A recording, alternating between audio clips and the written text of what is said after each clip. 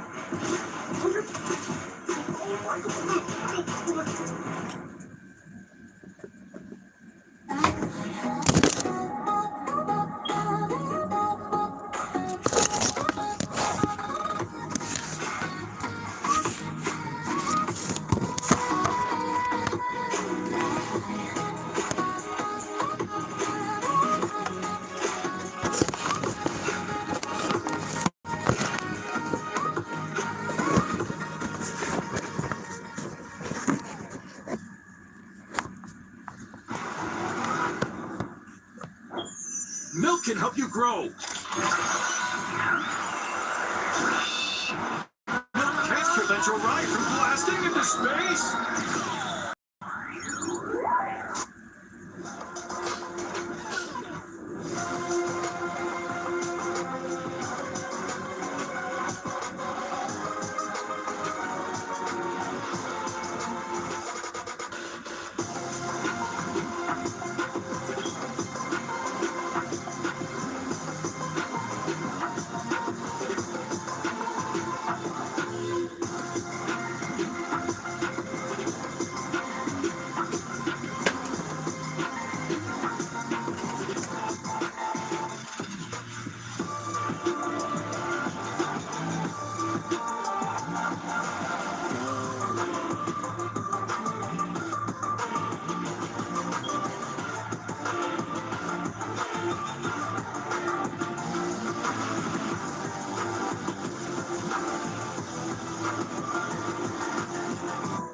There are just 3 more games of FNCS Europe's Major 2 Grand Final. So let's take a look at the Players in Focus powered by Milk to see who the big hitters in the lobby are. There's no prizes for getting the Sky. What? It's absolutely dominating. And of course, Pablo's clutching incredibly mini minor. Yeah, shall I take Sky, Takai? Yeah, he's top in the nominations. Damage Dell, AR damage and damage ratio, of course, but just unreal the way that Sky is playing. We spoke a lot about these guys individually, so talented. Sky right now showing up, of course, throughout the weekend. And again, I suppose the fact that he's not in the solo clutch position right there, Takara, is a good thing, because it just shows, it's like they're actually playing well as a duo, and Pablo isn't as well. So it's still impressive from him, though. Right, arguably, like I was about to mention that, I was like, you know what, that's actually like a pot. You couldn't have played it out better in terms of the stats. Such players, you know, at the top, it's just player at this point. Sky's looking unstoppable.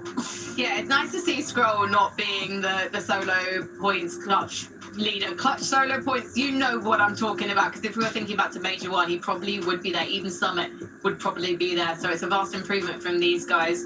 And I mean, they are looking unstoppable. The only people who could stop them are Sharkantini, but they're now 244 points behind. Yesterday, Sharkantini, they just didn't have the discipline, it felt like, to really pull off the games that they needed to until Game 6. Is it too late now, Takatra, is the question I have for you. I mean, it's never too late in Fortnite, right? You don't know what can happen. We've seen early game turns concluded, but it's getting right. I mean, 622 points for Sky and Scroll. They have an average placement of 5.1. Sharkantini are behind them on that stat at 11.2, more than double their average placement. So they are just playing way too good for anyone to be close to them right now. Honestly, Frankie, I think if you'd asked me that question and Sharkantini won this game, I'd be like, nah, not too late. Look at them. They just wiped Sky and Scroll right here. They were on the high ground. They were dominating that end game. They put themselves in position and took down the team. The fact that Sky and Scroll still won that game, despite all the things going against them early on in the game, low on bills, needed refreshes, low ground in a zone that was all place in terms of hills. Sky and Scroll is taking this, but it's really nice to see Shark. We all knew they were capable of it. It's actually nice to see them actually showing it now. Well, iDrop and Gonzo currently in 3rd place, and definitely looking like we're going to be seeing them in Belgium. So more Danish fans will be very happy tonight. And the thing about this duo is they have had some up and down moments. They've gone 3rd, 37th, and then 10th today to Carter. Can they keep Yo-Yo in the air and make their way, well, solidify their place on the going further, are they? I think they can. They can hold their place for sure. I mean, their matches haven't been the best, but they've been significantly better from their matches that concluded yesterday. As a reminder, they kicked it off super strong, back-to-back 4th places, but then it was the polar opposite. Now today, I'm happy with how they're playing, honestly. I'm excited to see them qualify to globals if they continue this pace. And Kami and Hari, again, another team that's trying to build back into find some stability. Unfortunate start today with the surprise contestation, but now we are seeing them make it off spawn at mini minor and into the end games. I just feel like there's still opportunities they need to find to pop off even more. Oh, for sure, and I think stability is the key word, really, because of course they were shaken at the beginning of the day. The stability that they had from day one was completely knocked, and now they're slowly starting to get back into things. This is exactly what they need to do. They need to maintain their position right now, try and break into maybe that top 3, because the top 2 right now is just looking so much further ahead. And they're a team that can do it. I think in a lot of these sort of lobbies and a lot of day 2 of Grands, we sort of it with Cringe and Twy. There are teams that haven't been in this situation before. There are teams that aren't used to being up at this stage of the leaderboard. But for a team like Hari and Cammy, they are. So they'll know how to conduct themselves now. They'll know what they need to do. And it's all just about execution. Let's take a look at page 2 and see which teams are on the cusp of qualification for the Global Championships. Remember, there are 9 spots up for grabs, and there are 9 jurors in the lobby who've already qualified. Takata, big gasp from you. Why is that? Look at the 16th through 14th. Honestly, just look at this whole page, okay? Yeah. There's 3 duos that have the exact same point range, and actually a number 16th is the current cutoff, I believe. So it is way too close for any of these duos to be comfortable in their qualification to globals right now. Look at that, 30 points between 20th and 11th. That's the difference in a massive amount of prize, man. That's the difference between globals and not. It's absolutely huge, and for teams like, Pink and Haris there in 18th, moving up 6 places, really nice solo clutch from Pink there at the end. That's really what makes a difference. So each and every single game here on that second page of the leaderboard, things are going to change so much. I'm really excited to see how things change and really who's got what it takes now to qualify through the globals, because it is just that close. There have been a couple of great length games for Pink and Haris recently. They found themselves in sticky situations with the likes of Vico and Malabuka lurking on them, biding their time in the storm, trying to get a cheeky elimination, and Pink and Haris were not giving anything up for free just a couple of games ago. Can they keep making it through? Because if they do, we will see them in Belgium. I'm not saying I'm biased or anything, but I'm clearly biased. We'd love to see them make it. There are so many duos currently in that contention. That 30 points is going to change as we go into game 10. Takata, who do you think has got what it takes to make it through to Antwerp? Look, right below Pink on the leaderboard is Mr. Savage and Truly. Now, their last 2 matches have not been great, 26th, 28th, but they are just a couple placements off being in that qualifying range. So I want to see Savage and Truly step it up this second half of day 2. Minnie? Yeah, I completely agree. Although he's pandering to all the Savage fans out there, I completely agree with it. I want to see him, of course. Everyone wants to see them at LAN. I want to look at the 21st. I'm looking at my other monitor here for the leaderboard. It's nice and scary. What's happening to him? What is happening? Well, we'll find out. We've got 3 more games, so let's get back into them. It's time for game 10. Might need Takata to give those guys a pep talk or something, Levin, if they don't start kicking it up a notch here soon enough. Not only that, but this entire lobby also really hoping that Size and Scary can make their way into that top 18 section, because it would just make it all the easier for other duos to potentially get that qualification spot to Belgium. Yeah, I mean, and that now really is the question, right? I think the first question we wanted to answer today is, who can beat Sky and Scroll? We don't have an answer for that one. Let's see if we can answer in our next game who will call for globals.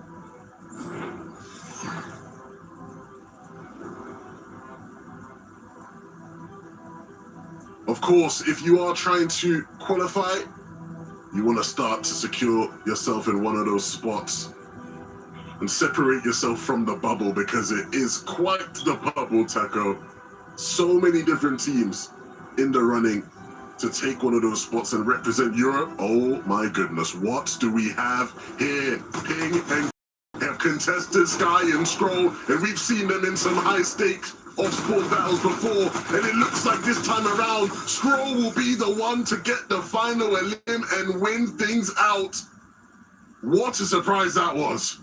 But for Ping and Ghost to be the ones to try and do it, these guys must just be factoring in that they don't want to see a runaway competition. It's hard to tell them.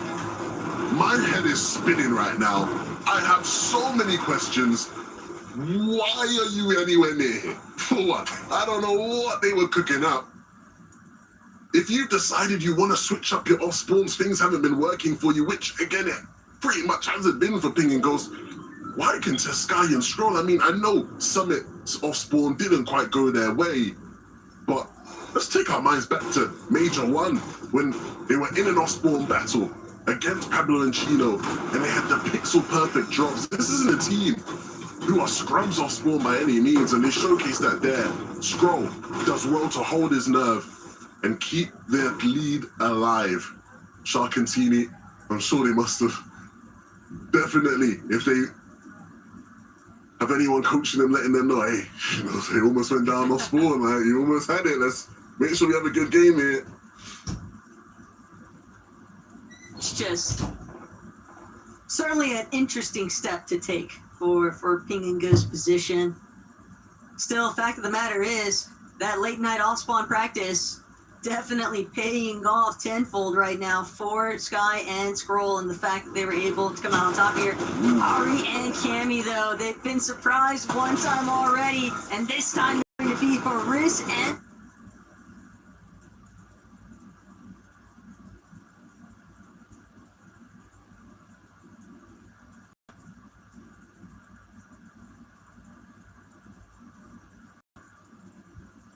Ink, who catch them off guard over at their spawn point, but this is a tough break.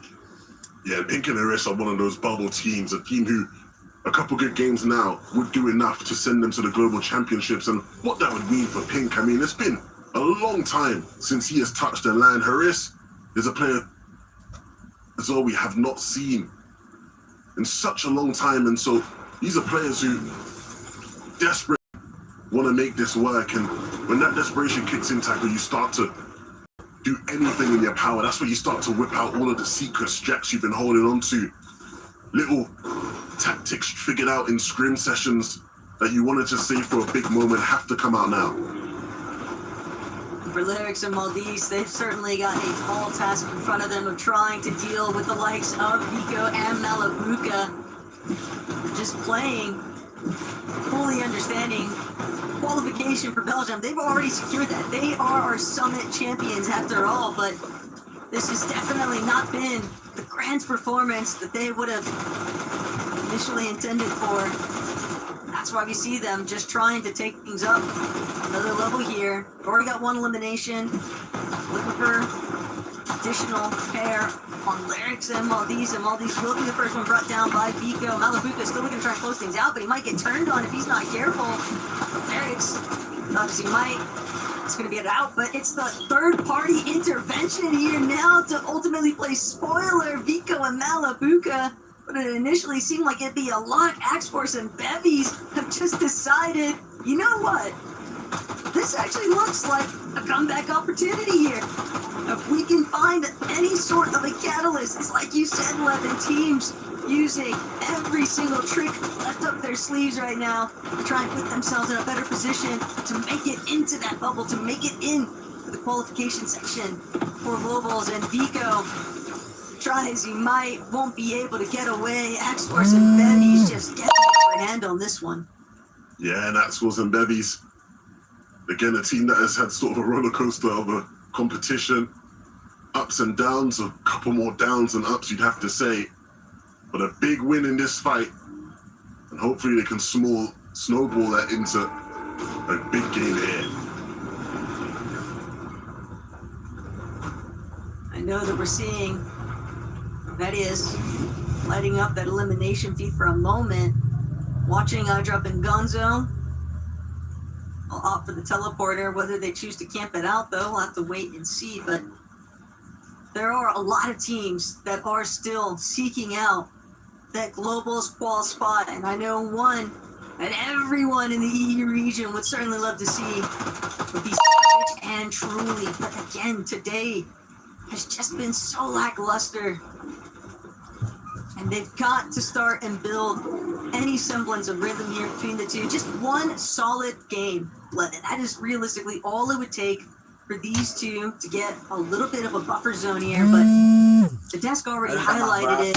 That leaderboard, 11th through 20th, when only 30 placement points are really separating that many different competitors, it just gets so dicey. You don't want to overthink it, but you also don't want to find yourself in a position where you're hesitating, and that's where Savage's experience could show up. I think one thing we've seen in Grands over the years is there's always teams who really just struggle with the changes all across the lobby on day twos, right? changes when it comes to your surge strategy, changes when it comes to what teams are landing around you or on you, as we've seen in some of these games.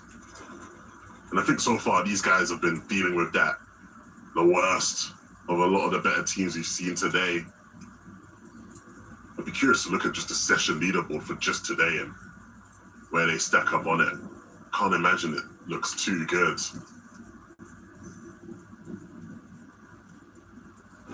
I get a chance to dive a little bit deeper into that later on. For right now, Sinister Strip, Sky and Scroll, they've left Frosted Flats. You have to remember, even though they succeeded with the off spawn, they did take a good chunk of return damage, so the Surge not necessarily fully in their favor just yet. They're just kicking out some space right now, but Chino and Pablo, with this being starting point, very likely they're not going to be big fans of Sky and Scroll choosing to make themselves feel at home. Don't think it matters whether they're a fan of it. Not much they can do about it.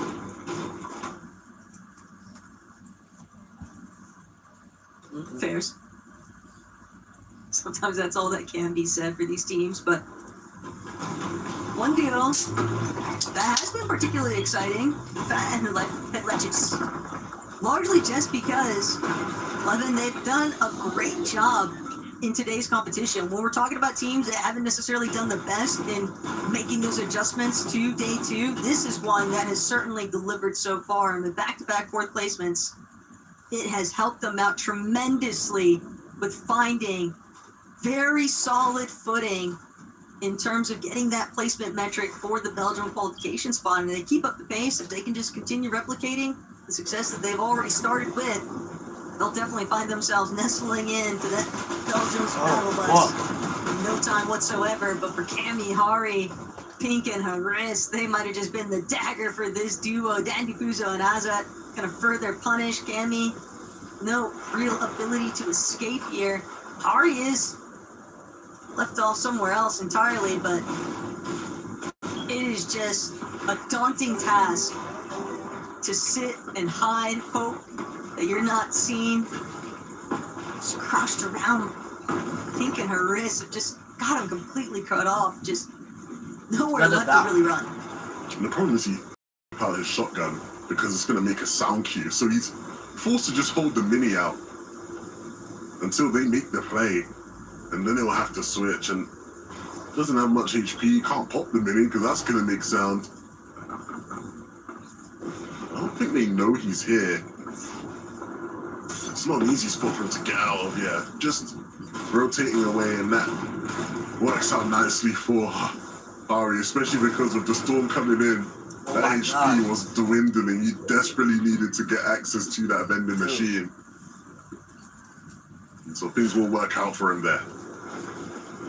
But even if he makes another play for the reboot, even if he brings Cammy back into this one, they are going to spend so much time inside of the Storm in comparison to a lot of other competitors in this lobby. That Storm sickness is very likely going to be an issue for them later on. And that's if they even make it to that stage, right? Actually pulling off a successful endgame performance from the cards that they've been dealt in game number 10. It's going to be very rough as Teeny Shark, one more time, getting a little bit more damage than what they were actually able to dish out. But that's not to say that they haven't been able to do their part. Yeah, that last game, I think, was a real pivotal moment. That final 2v2, I think, is one that will be remembered in EU FNCS history for many years to come. Because that really felt like the turning moment. If you're Teeny and Shark, you have your global spot solidified. All that matters to you is trying to get this first FNCS championship. Teeny has come so close many times before.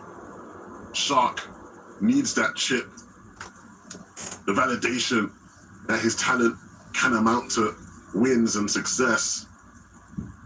But to lose that 2v2 and lose the game, it's so symbolic to just how dominant Sky and Scroll are. They're just not leaving any sort of room for error.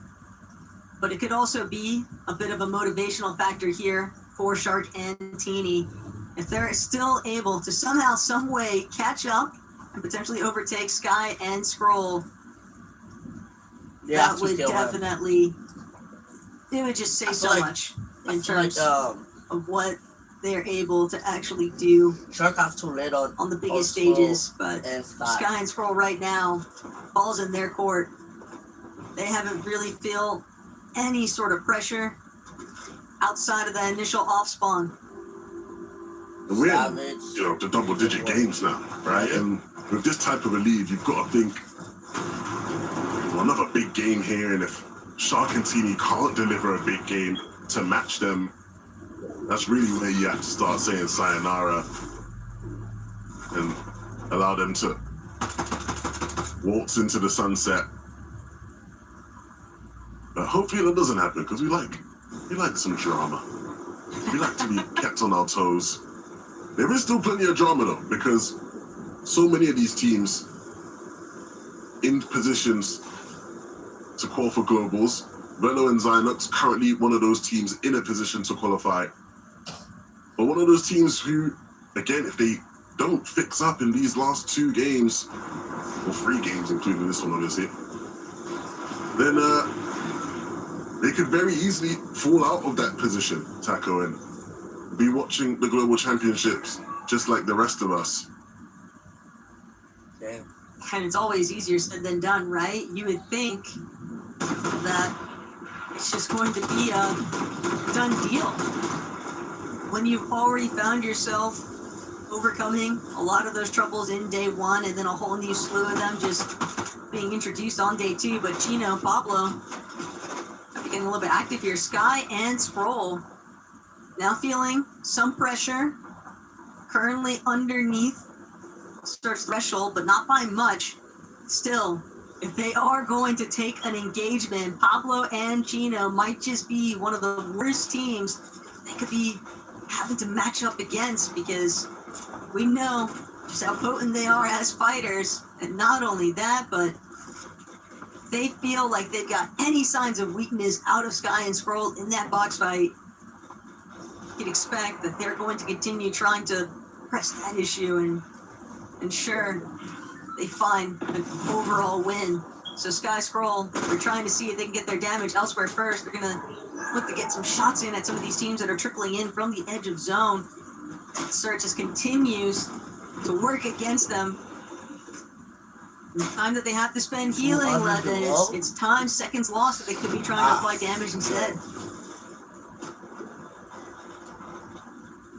Not had the chance of watching these guys get ticked by Surge much today, or at all this weekend. 100. So do not adjust your screens. This is real. Sky and Scroll are down below and are struggling to find the damage needed to keep them in this game.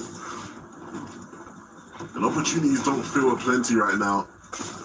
They miss out on a pivotal couple of teams there. iDrop and Gonzo, as they rotated, that is one of the options they needed. Scroll leaves himself too exposed, and that puts Sky even further down below now.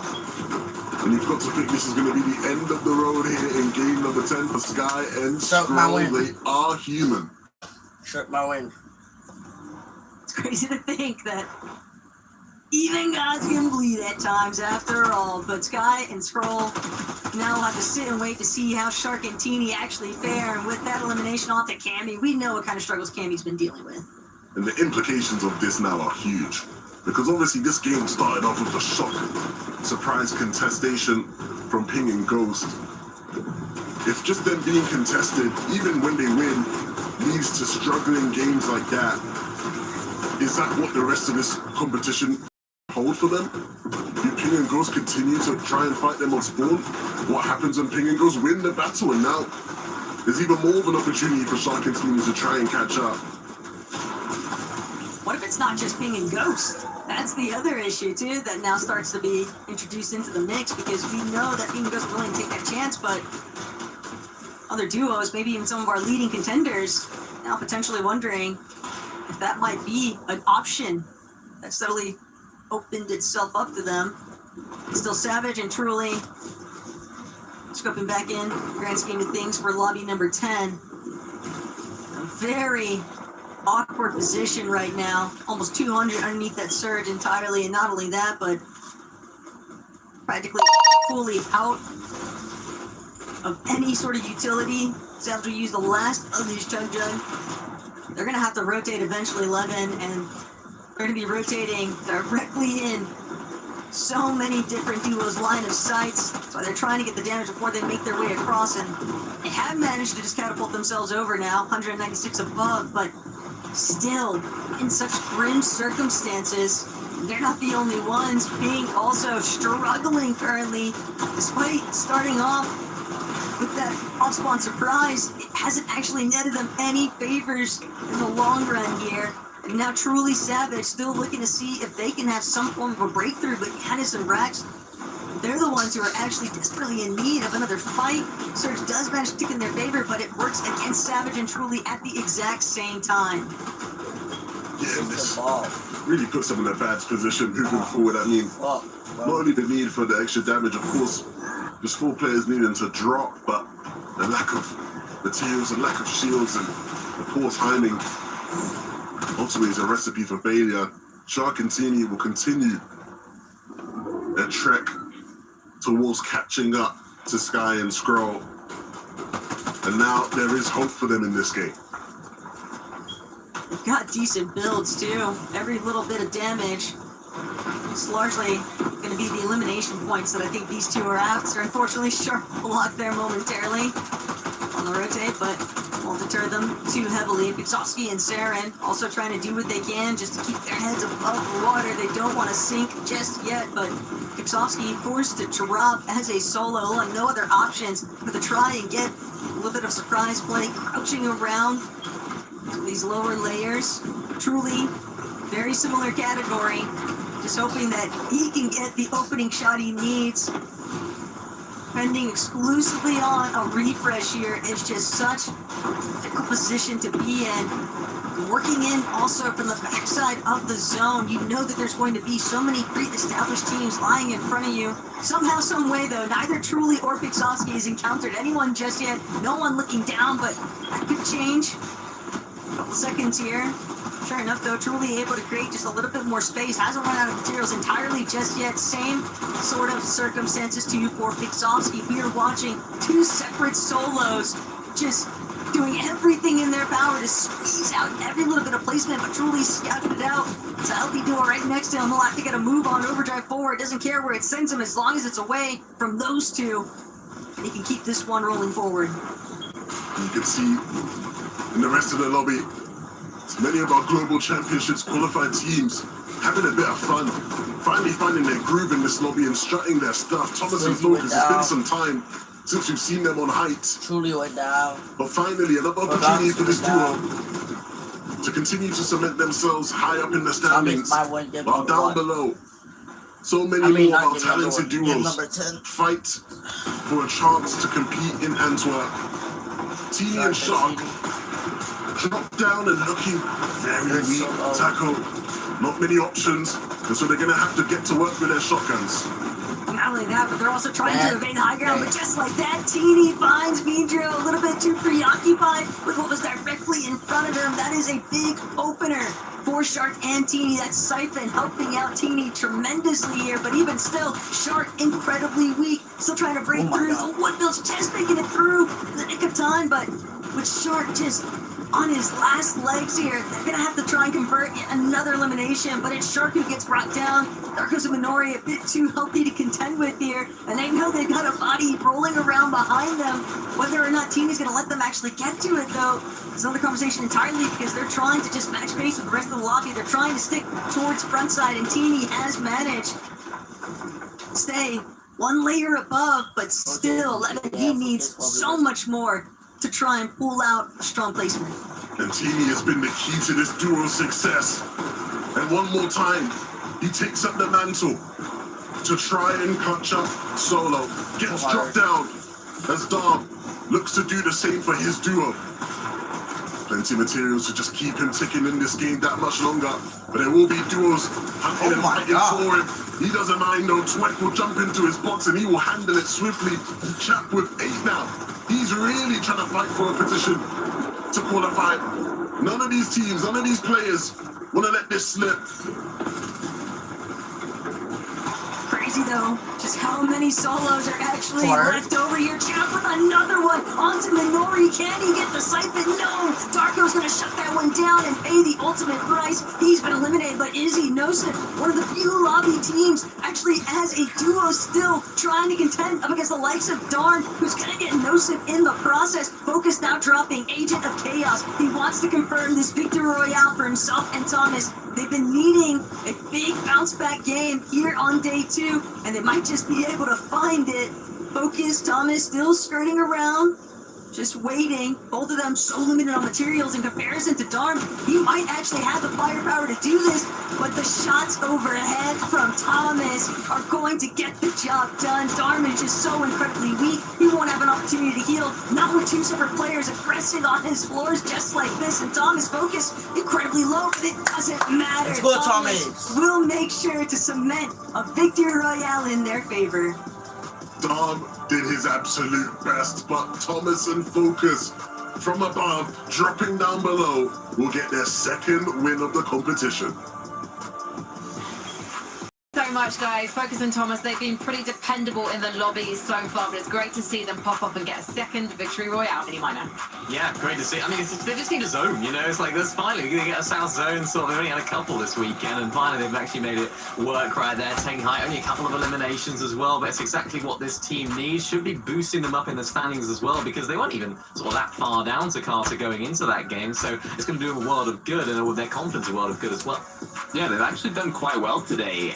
Yesterday they ended in 15th place, and I think they're 7th place going into this last match. So after that win, they're going to be jumping up even higher. They got eliminations, 8 eliminations in the game before this, and as we saw this time around, they weren't as frag heavy, but they still got the VR, which is more than enough. So I'm honestly very happy to see this. I love the way they took High there as well, taking down Swizzy and Pixie, and I think they benefited from the fact that, of course, Shark and Teeny went down a lot earlier in that game. They were a little bit scuffed. Of course, Sky and Scroll down a lot earlier than expected in that game as well, but they needed to step up and take the plate right there, which they did, of course, as well. And I think, again, it's just been a bit of a what could have been grand finals from Thomas HD. It's like, yeah, we talk about zones, but even still, it's like, this has happened last season, it's happened last major, and they couldn't quite make it happen. So it's like, I really wanted to see a lot more from these guys, which they can still give us here in these last 2 games, but they've just shown how much they've got in the tank in that last game. Well, it was a shocker for our top 2 duos. We're talking about what happened to Sky and Scroll and Shark and Teeny after the break.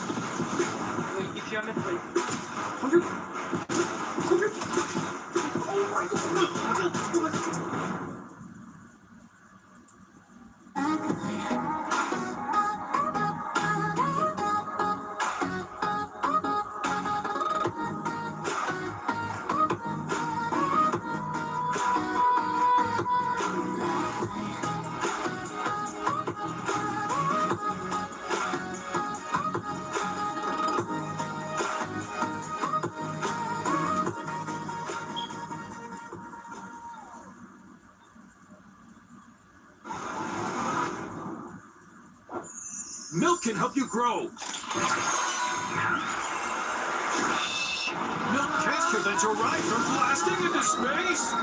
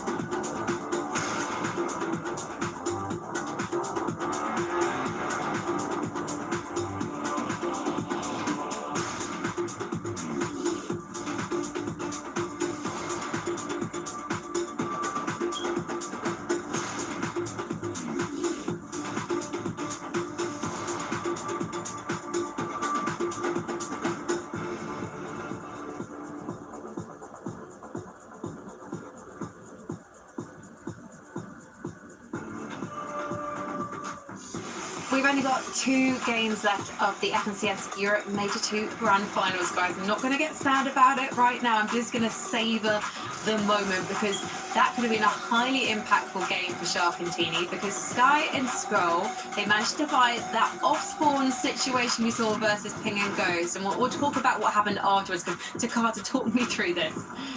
It was scary. It got me nervous. I was not fully expecting this, but in the back of my mind, I kind of was, okay? The issue is, from this off spawn, they did come out on top. Shark and Teeny didn't get a big game, so it hasn't changed too much, but Minnie, I am scared for what's to come.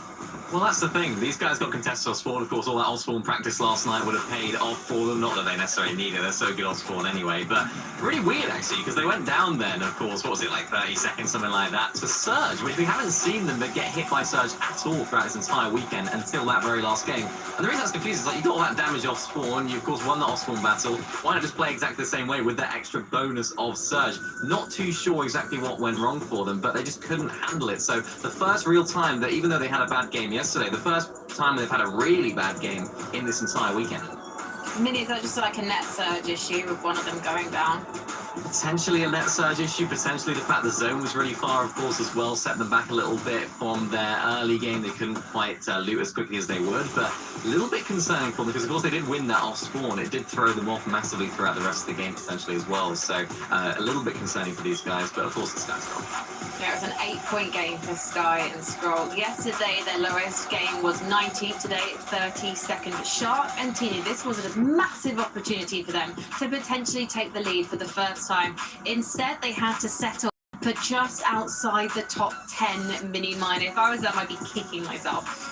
Such an opportunity missed, realistically. They needed another one of those big games, which is exactly what they've been having all day. It's their first bad game of the day, realistically, as well. And there was a couple of moments here. They were looking for a lot of that damage. They found it. Things were looking okay. They needed a refresh. Then Teeny got it to Carter. Had that Jug as well. I think it was sort of one of these moments here when they needed a refresh. And they just about almost did enough. And it was this one right here, wasn't it, where they got that elimination. Everything was looking great. You think this is the catalyst for their game. And it almost started to crumble from here. They were late to every rotate. Couldn't get the health. Shark went down here and it all sort of fall apart. Yeah, it wasn't even a terrible match. Like 11th place with 5 eliminations. That's a pretty good match, but they needed it to be a very big one. As you can see, the gap from first to second is still quite strong. Is it odd, though, that Teeny left Shark behind there rather than trying to help him out with a heal there? No, I mean, they were both on the wall. It was unfortunate events prior to that kind of led to them going down. You can see that after that victory royale, Focus and Thomas have climbed up to third place. And if we take a look, Darm and Demas, after that monster game from Darn, they have gone into the top 10, I think for the first time this weekend, because they were nearly out of the top 20 before the game. Fantastic performance from this in-game leader. Yeah, really struggled yesterday, I suppose, in those all off-spawn battles. They had a few really bad games today. They've really started to come alive again as well. And it seems to me it's very similar to sort of the Pablo Chino situation, where when they do make it to these end games, they're looking so strong. Dom here, unbelievable solo clutch himself, getting all these incredible frags, getting second place there at the end. But it's like, imagine if these guys could make it consistently as well to the end game. You never know what can happen. Oh my god, yeah, I was looking at the leaderboard and I was like, oh, they had 9 eliminations. Okay, no, Darm had 9 eliminations. like he completely woke up. If he had more HP and shield, maybe the 1v2 could have been completed, but either way, happy for Thomas and Focus for taking that game home.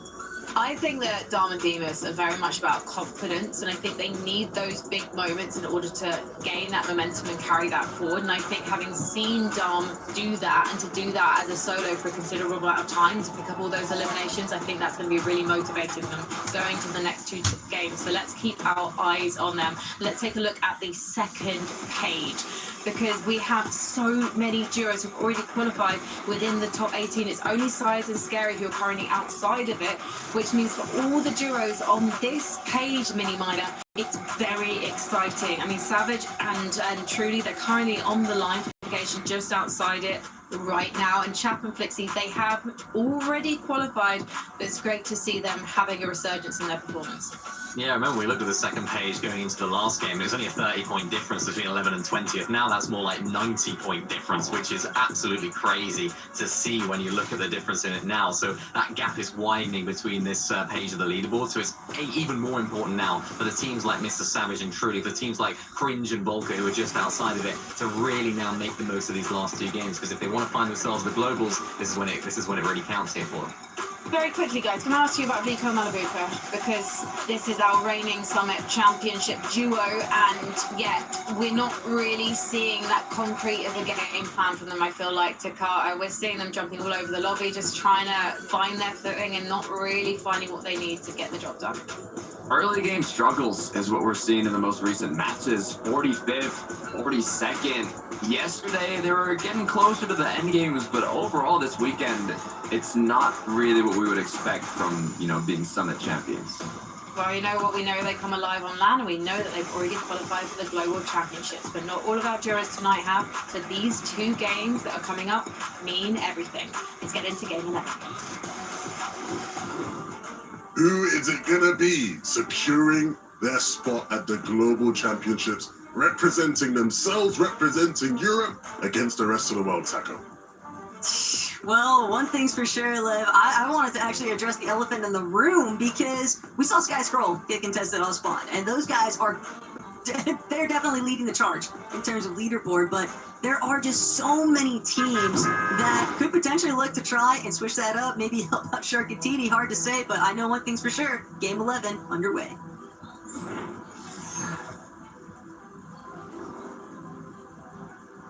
Once more, we will have our eyes peeled here at Frosted Flats. Will Sky and Scroll be gliding in alone, or will there be other duos here to spoil the party? Right now, we see Sky, we see Scroll, we see Ping, we see Ghost, and there's even more names added to the party this time around, Taco. It's just very interesting strategies from these teams that are not near that section of the leaderboard for consistency, but fighting it out amongst each other now. In fact, might have even been able to give a helping hand for Sky and Scroll.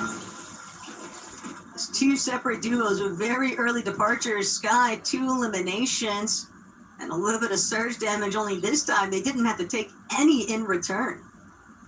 Yeah, and so now we might get to see the opposite of what this Osborne can look like for them, where it spirals into a very successful game.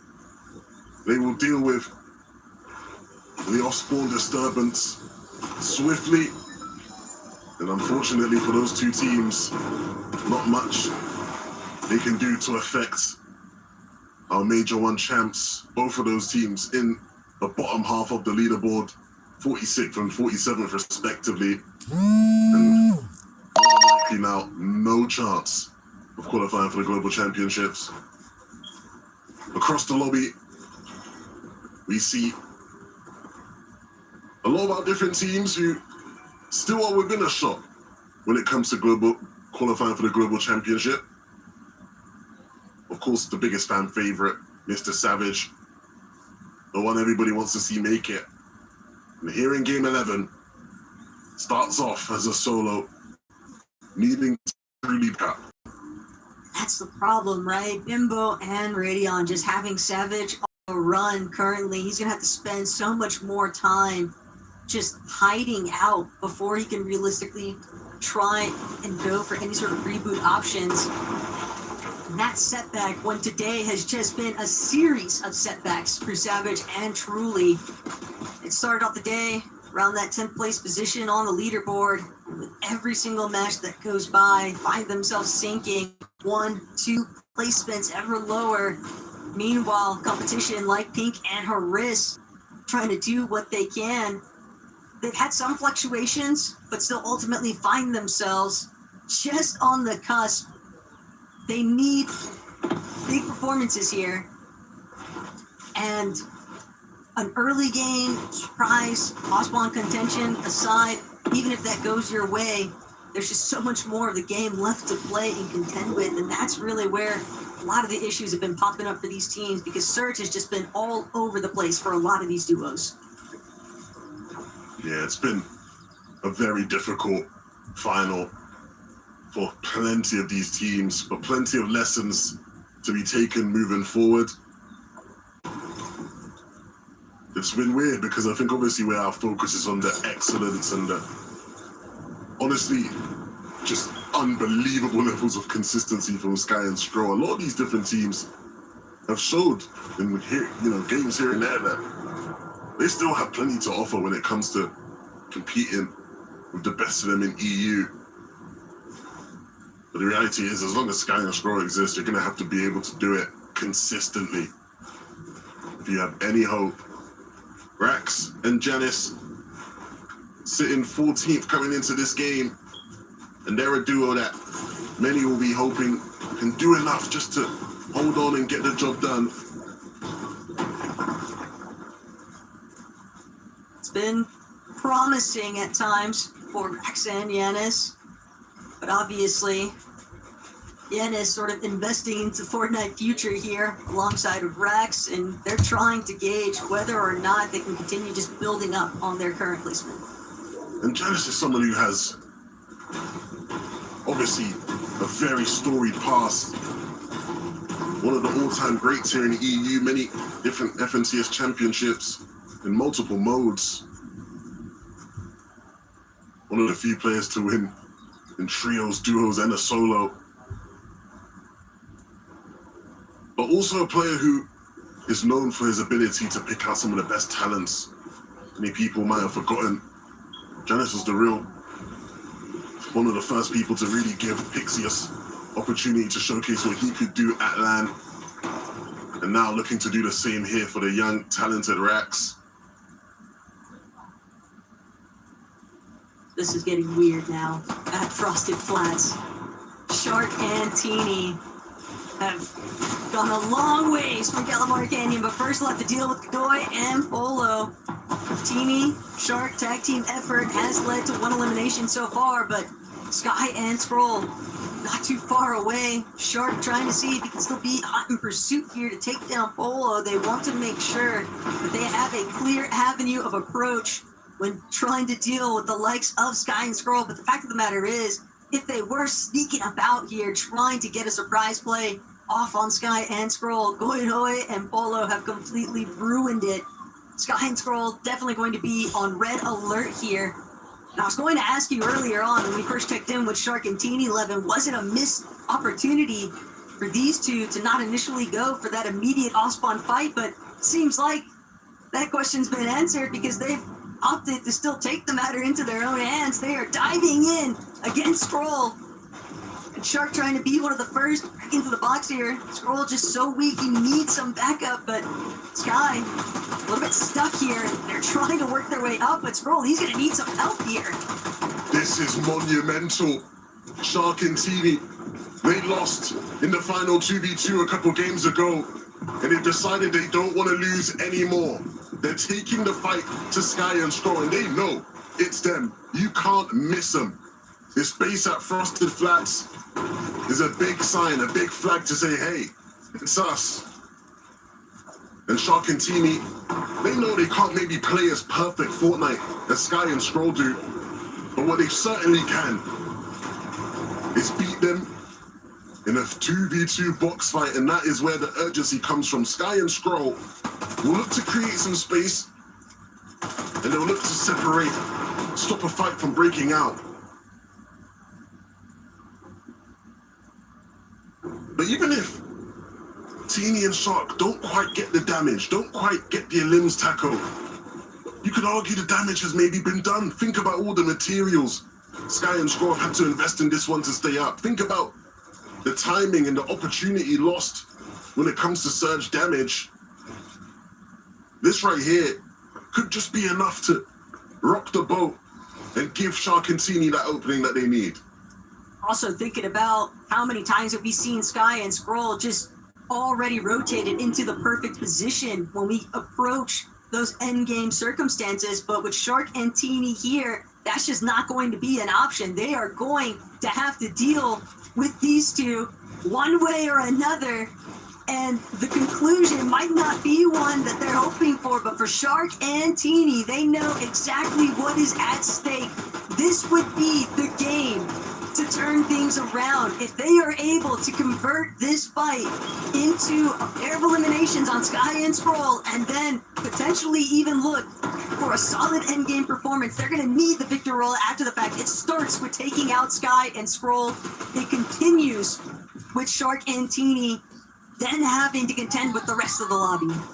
In Major 1, Chino and Pablo chose game number 11 as their opportunity to strike. And here in Major 2, Shark and Teeny do the same. They realize that they need the extra game buffer to give themselves the best chance. But it's not going to be easy. Sky and Scroll never make things easy. And so the stalemate will continue. Will they get impatient and leave? Or will somebody make a mistake that costs their duo an FNCS title? This is really starting to look like a battle of attrition, though. When you think about it, Sky, Scroll, they haven't necessarily had the time that they would have preferred to really farm up the material count, and it's the same position for Shark and Teeny because they had to get a move on. They had to hustle to be in this position in the first place to challenge Sky and Scroll. And now the rest of the lobby also closing in. More teams being drawn to this position because of the way that the zone is pooling. Frosted Flats smack dab in the center of it all. Sky, Scroll, they want to separate, but Shark and Teeny, they don't want to permit. And instead, it's going to be Shark and Teeny creating a little bit more distance than what they bargained for. Potentially even Teeny trying to go for a bit of a fake out here, because now he's going to reunite one more time alongside Shark and just continue to try and hold out, try and find the opening angles that will net them an advantage against the likes of Sky and Scroll. These two, they realize it's not going to be an option. What a great overdrive made from Scroll. Completely fakes Teeny out. And they take enough damage to where they realize if there's any hope for them in this game, they need to dip out and recover this game. Again, when we talk about Sky and Scroll doing things and playing things perfectly, that was the best play they could have made. Psychologically, it just puts the pressure once again on Shark and Teeny, and now their game is spiraling out of control. The investment has not paid its dividends. Shark and Teeny now on bare bones. And what was a play that was started with the intentioning of ending the run of Sky and Scroll might just be what ends the run of Teeny and Shark here. To make matters worse still, it's Godoy and Polo of all teams that are now circling back. We saw what Shark and Teeny had started with those two. They had forced Godoy out of the vicinity, and yet now they're a little bit stuck in the thick of it. They're not really able to find a way to squeeze themselves out of here, and they need material desperately. It might even be a fight that they're forced to take. Despite being on fumes here, the options are just so limited right now in comparison to Sky and Scroll, who have just managed to evade all of that chaos because of holding off Shark and Teeny for as long as they did. You have to respect the gall there, though, from Shark and Teeny, though. They made the attempt. Absolutely, props to them. At every opportunity, Taco, we've tried to almost write them off and say, look, Sky and Skrull have got the win. FNCS is over. Let's focus on the global qualified team. Shark and Teeny say, no, we ain't done fighting.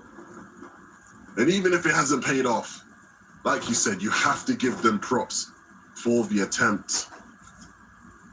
And one thing I think we can probably say with some confidence is that they won't just go down and roll over. They will keep kicking and keep making a fuss until Sky and Skrull are forced to do something about it. But things now cooling off between the two, Teeny and Shark. When you take away the plays that they made and the context of them trying to take down the team in their way for an FNCS, when you take that all away and just look at their situation right now in this game, Taco, it looks horrible. 3 builds for Teeny, not much more for Shark, and way down below on Surge. Their loadouts just look like a duo that has been playing reboot after reboot so far in Game 11, and yet that's just not the case. But ultimately, Shark and Teeny, No, they need to wait. still hard to rule them out. We know just how quickly they can turn a fight into their favor. But for Sky and Skrull, potentially even looking on some of the action that's about to ensue here, Shark, Teeny, they're turning standings on the line here. They go down before placement really even begins to factor in. Sky and Skrull are going to be left largely uncontested. They very likely just see themselves as tournament winners here, but Shark, Teeny desperately trying to see whether or not they can bring down Pixie, Swizzy, both of them just narrowly managing to skirt around, but they run directly into where Dinas is at, and now Teeny, Shark trying to come alive here, but they found themselves a bit pincered now. Teeny has fallen, Surge ticking away at what AP is left here, and Shark forced to fall back, but 519 below. 519. There's only so GG. much left to be done in this Yeah, type of GG, circumstance, and for Nice Shark, 4-1, bro.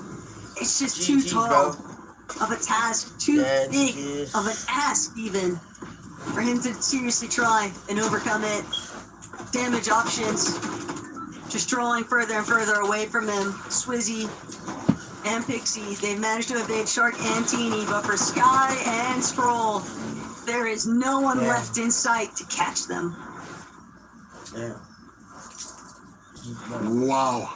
The game's not even done, Taco, but what a game so far. I mean, this is what it's all about. Sky and Skrull now have the opportunity to really try and shut Shark and Teeny up for goods. I think the funny thing about this game becomes no matter what Sky and Skrull do here, they have to know. Next game, Frosted Flat is not safe. No, they better have someone prepping another drop spot for them for the final game. They should not go anywhere near that spot. But let's see what they cook up here in game number 11. Let's see if they can add to their lead and mitigate any potential game 12 off-spawn shenanigans. Of course, they also have had quite a tough time trying to make up for the lost time after Last that game of the Shark day. and Teeny stalemate. But they've done a better job of recovering the game here, Taco.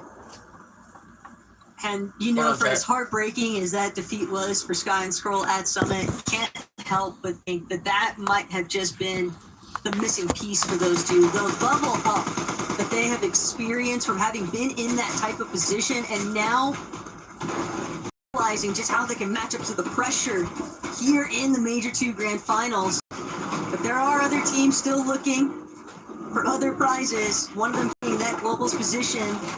And for Truly and Savage, they have really had to try and dig their way out of the trenches here right now. Bimbo and Radion just hounding them for the most part, but Savage and Truly still getting just enough damage done, but they're going to need so much more than that. They want to stay in contention. 73 below now. Savage forced to pause, forced to utilize some of their healing resources. Got to get his shield back up. to a level where he won't be immediately dropped on their next rotation, but truly knows their options are so limited. They try to catch off guard Cammy and Hardy, but it's going to be no use. Cammy, Hardy immediately separate, and now truly desperately trying to find any form of damage. Savage has already fallen though, and truly he has to get an elimination. Truly, he's done so well as a solo throughout this season, but unfortunately will meet his end, and that puts so much pressure on that final game now for that duo. But there are plenty other duos in a similar boat. Pink and Haris, they will not be fearful as they have such a big opportunity in this final game, or these final 2 games here, to make something happen. Jewel needs to do his best because he currently sits in a global spot and he doesn't want to jeopardize that. As a solo, can't make it work. Forcefully ejected from the line, but still has game 12 to work with to try and defend that position on the leaderboard. Velo and Zynox, another team in a similar position, only they are running very low on their build count. We saw Rax and Yanis just moments ago hold down a little bit of a low ground position. Now they've gone all the way up. Point of elevation here.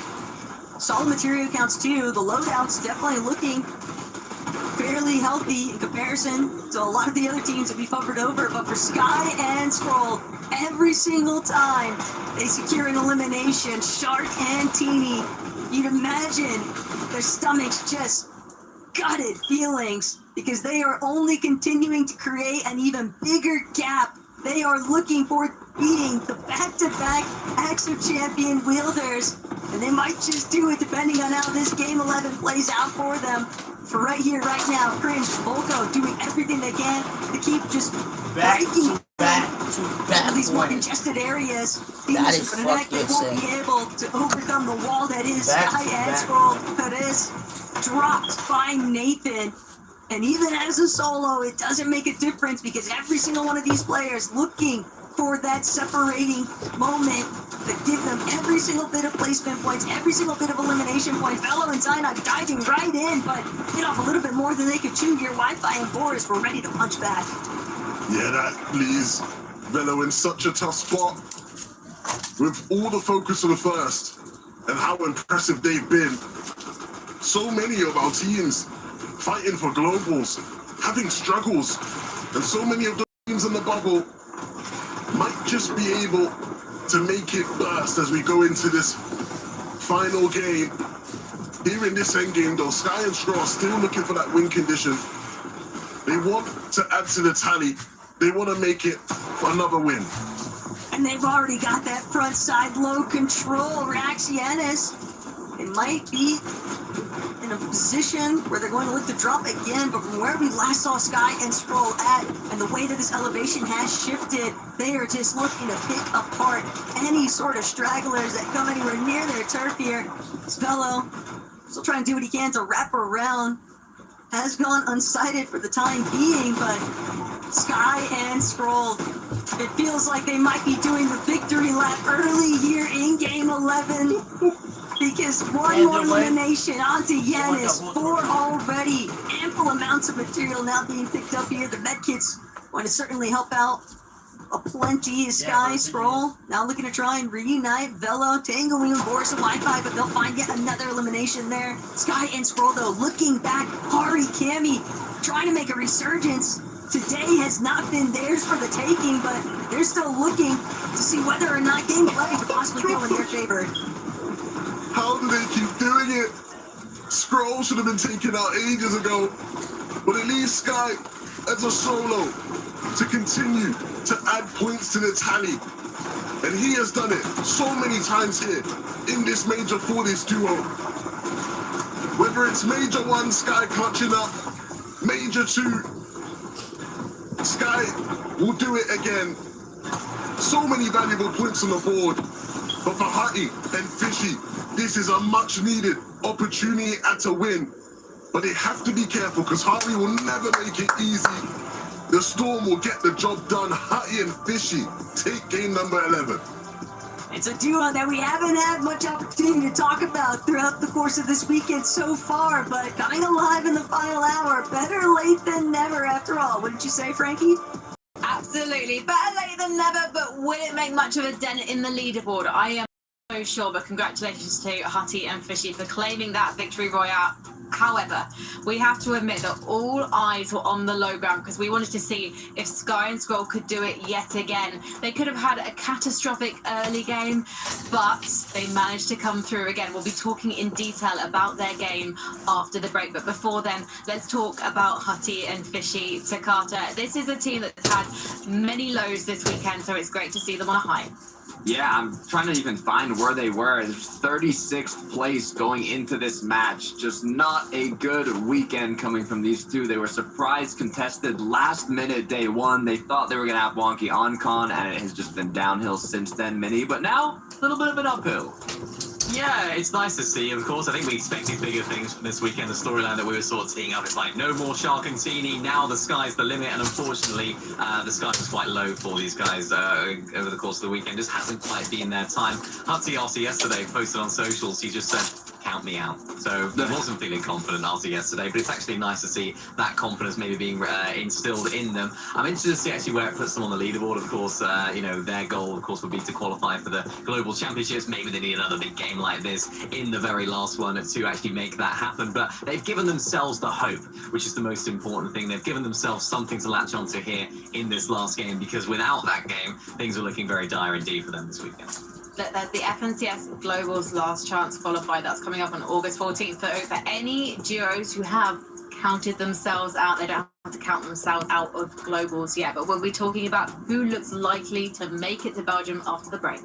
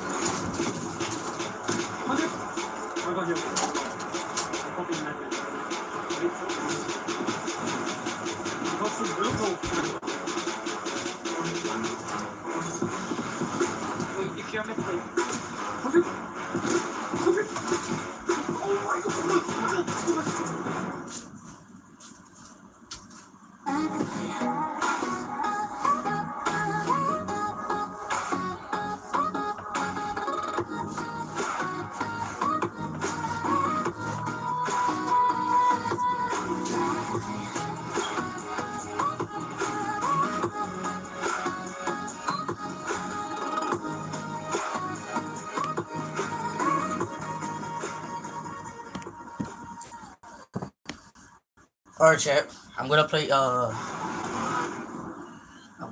Cash Up. Milk can help you. Sky and Scroll One. So it don't really matter, chat. I just play some game.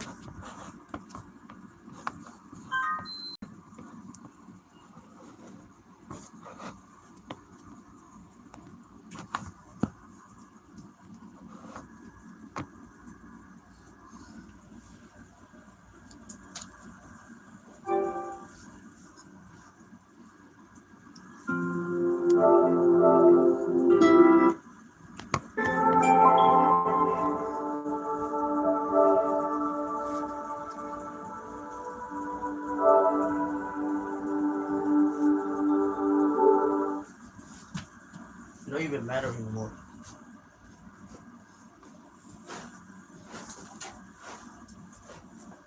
I'm gonna watch last game of the day though.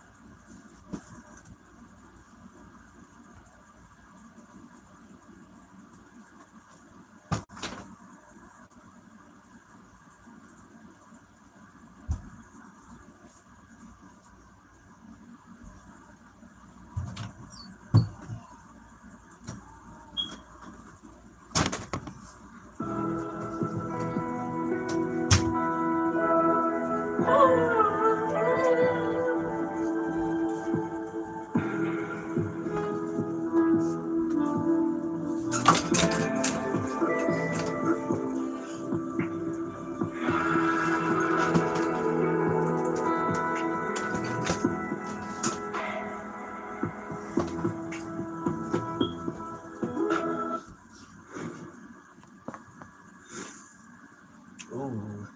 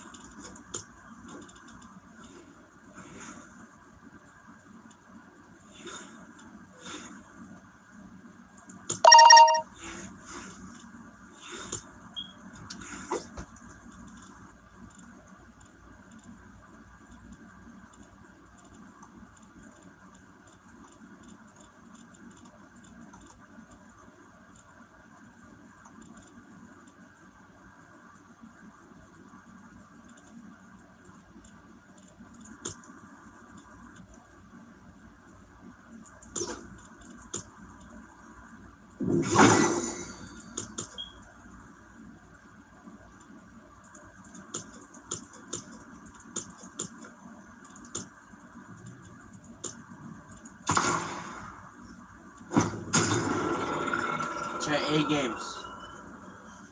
In 1 hour.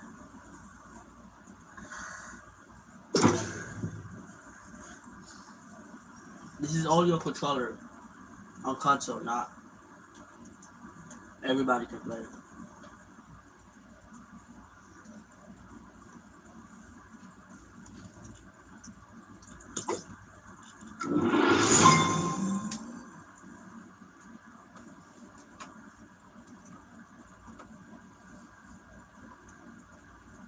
Where the fuck is the remote?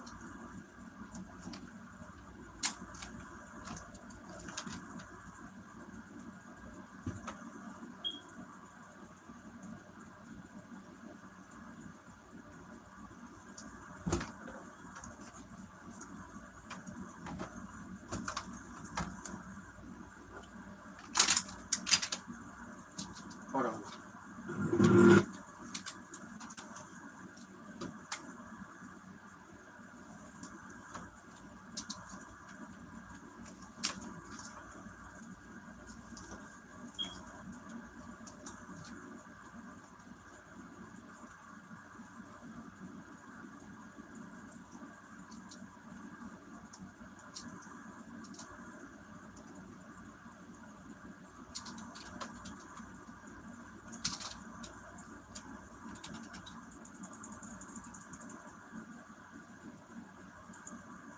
I got last place, bro. I fucking rolled down.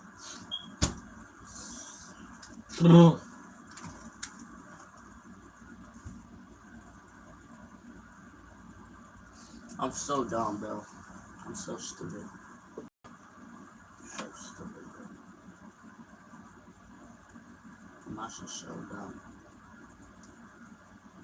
I'm so fucking stupid, just like me. So fucking dumbass.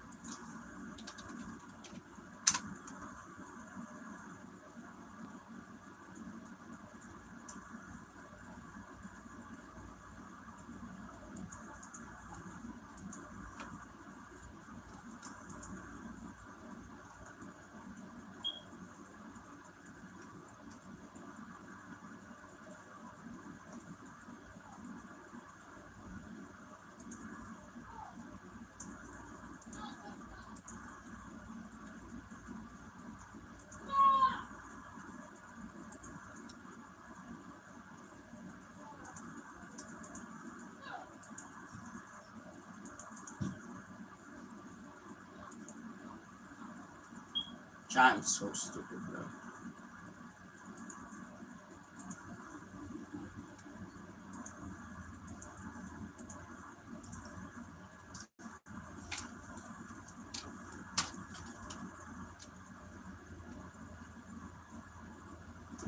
Wait, I have to remember. Where did I put it? Oh, sorry. The remote's right there.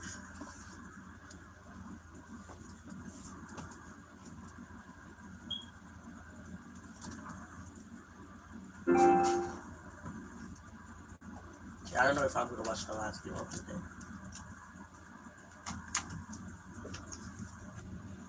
I swear it's big. Give him now.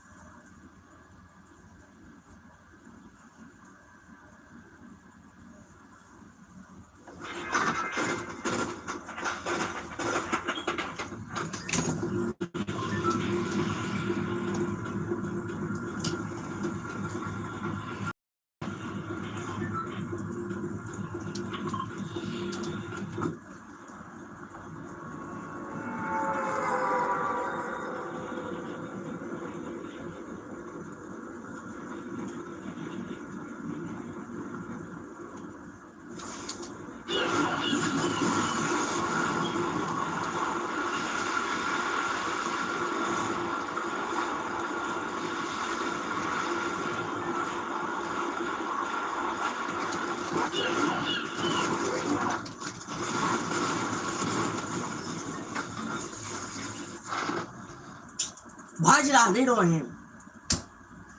Why?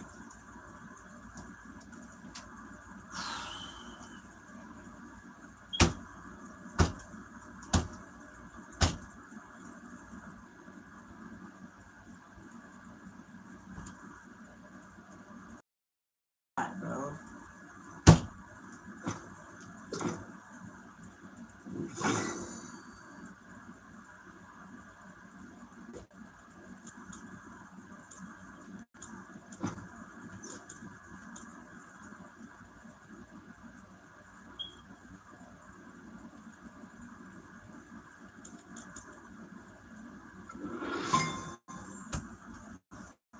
Why?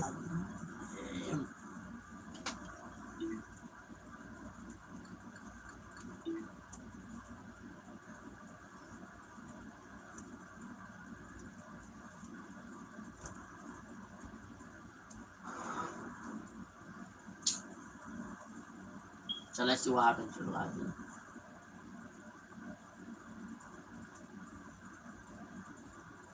Still on the line, after all. Shark and team. Okay, he didn't let on. He didn't let on.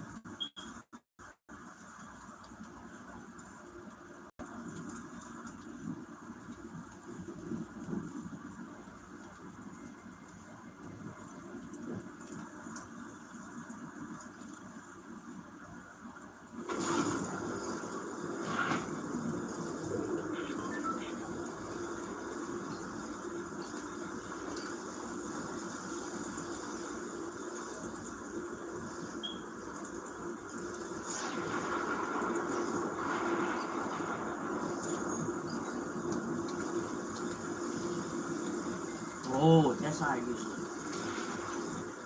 I'm gonna press Y.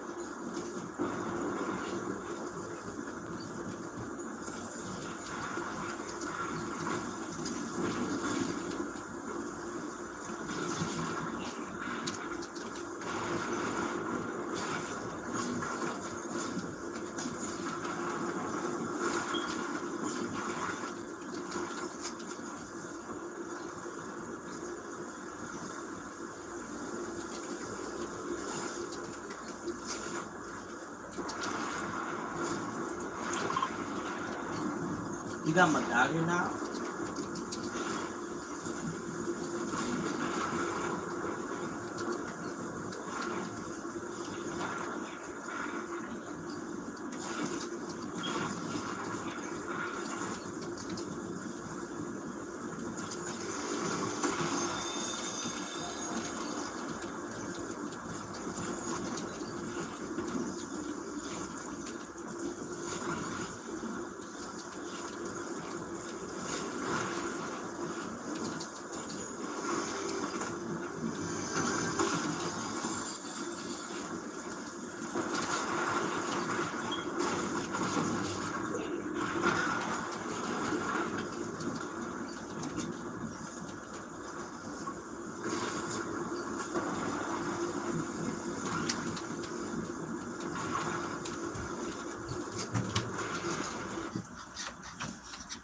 Close the door, please. No.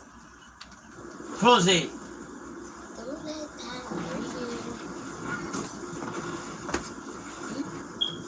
What are you gonna do? Yeah, 50 Cry? seconds. Oh, Yeah. what your mama's gonna do? You're gonna die. Because you haven't eaten. No. No offense. I'm gonna kill you. No, you're not. I'm more than you, pussy. I'm older than you. Son you. Don't you son you. I'm not son young. I'm not your son. Son you. I'm not your son. Or I will drop your headphone. What? What you gonna do about it? Cry?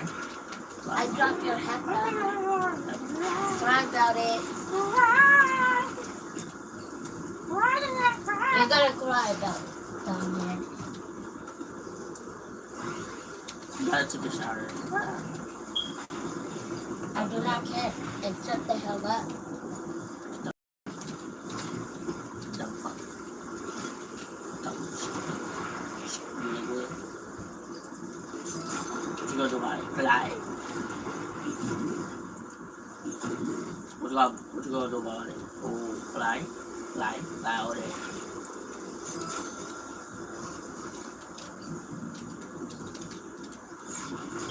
What you gonna do about it? Cry? Cry all day. Cry. You fight to your mom. Oh, you're that old.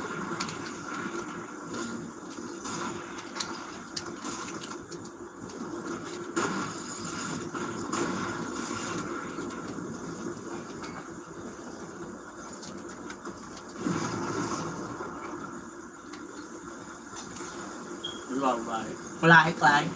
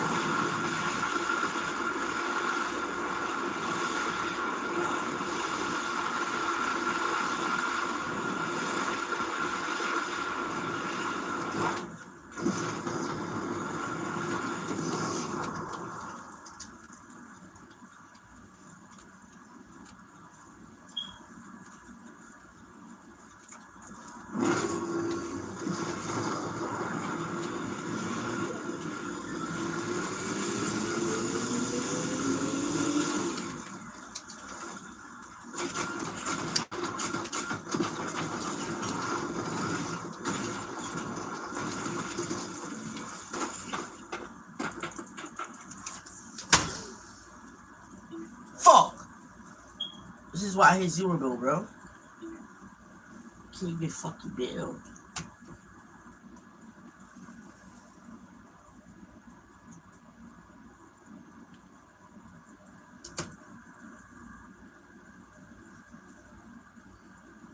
Or in that range to make sure they don't leave the weekend feeling the same, Taco. Probably the only thing missing right now from Sky and Skull's performance, though, Lev, is just 6 out of 12. That's got to be the Knicks. try to challenge that they would look to approach potentially Shark at die? some point in their The careers. shark die? Shark die. Sky and Swirl won back to back.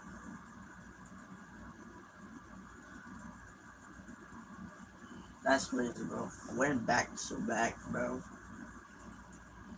They're making it look easy. Also looking to try and cement themselves with their global certification. They'll have to be very cautious as they make their way across here now. Giannis and Rax have done a great job too, just playing recovery. Inox actually cleared out Chap and Flixie. A little bit of a power position. So they wait for an opportunity to strike, but Giannis and Rax now making their move towards front side. Every player for himself, essentially, but Rax and Giannis doing a great job at staying next to each other. No, Sifidizzy. We talked about them needing a big game. Same with Nathan and Nebs. These teams are setting up to do it.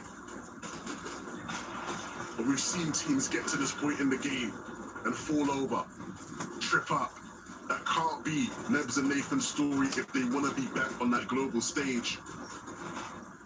And we need to see the Nebs and Nathan we have seen all throughout this season in divisional cups and all. No time to buckle here. Nebs and Nathan have just got to be concise with every single move they make.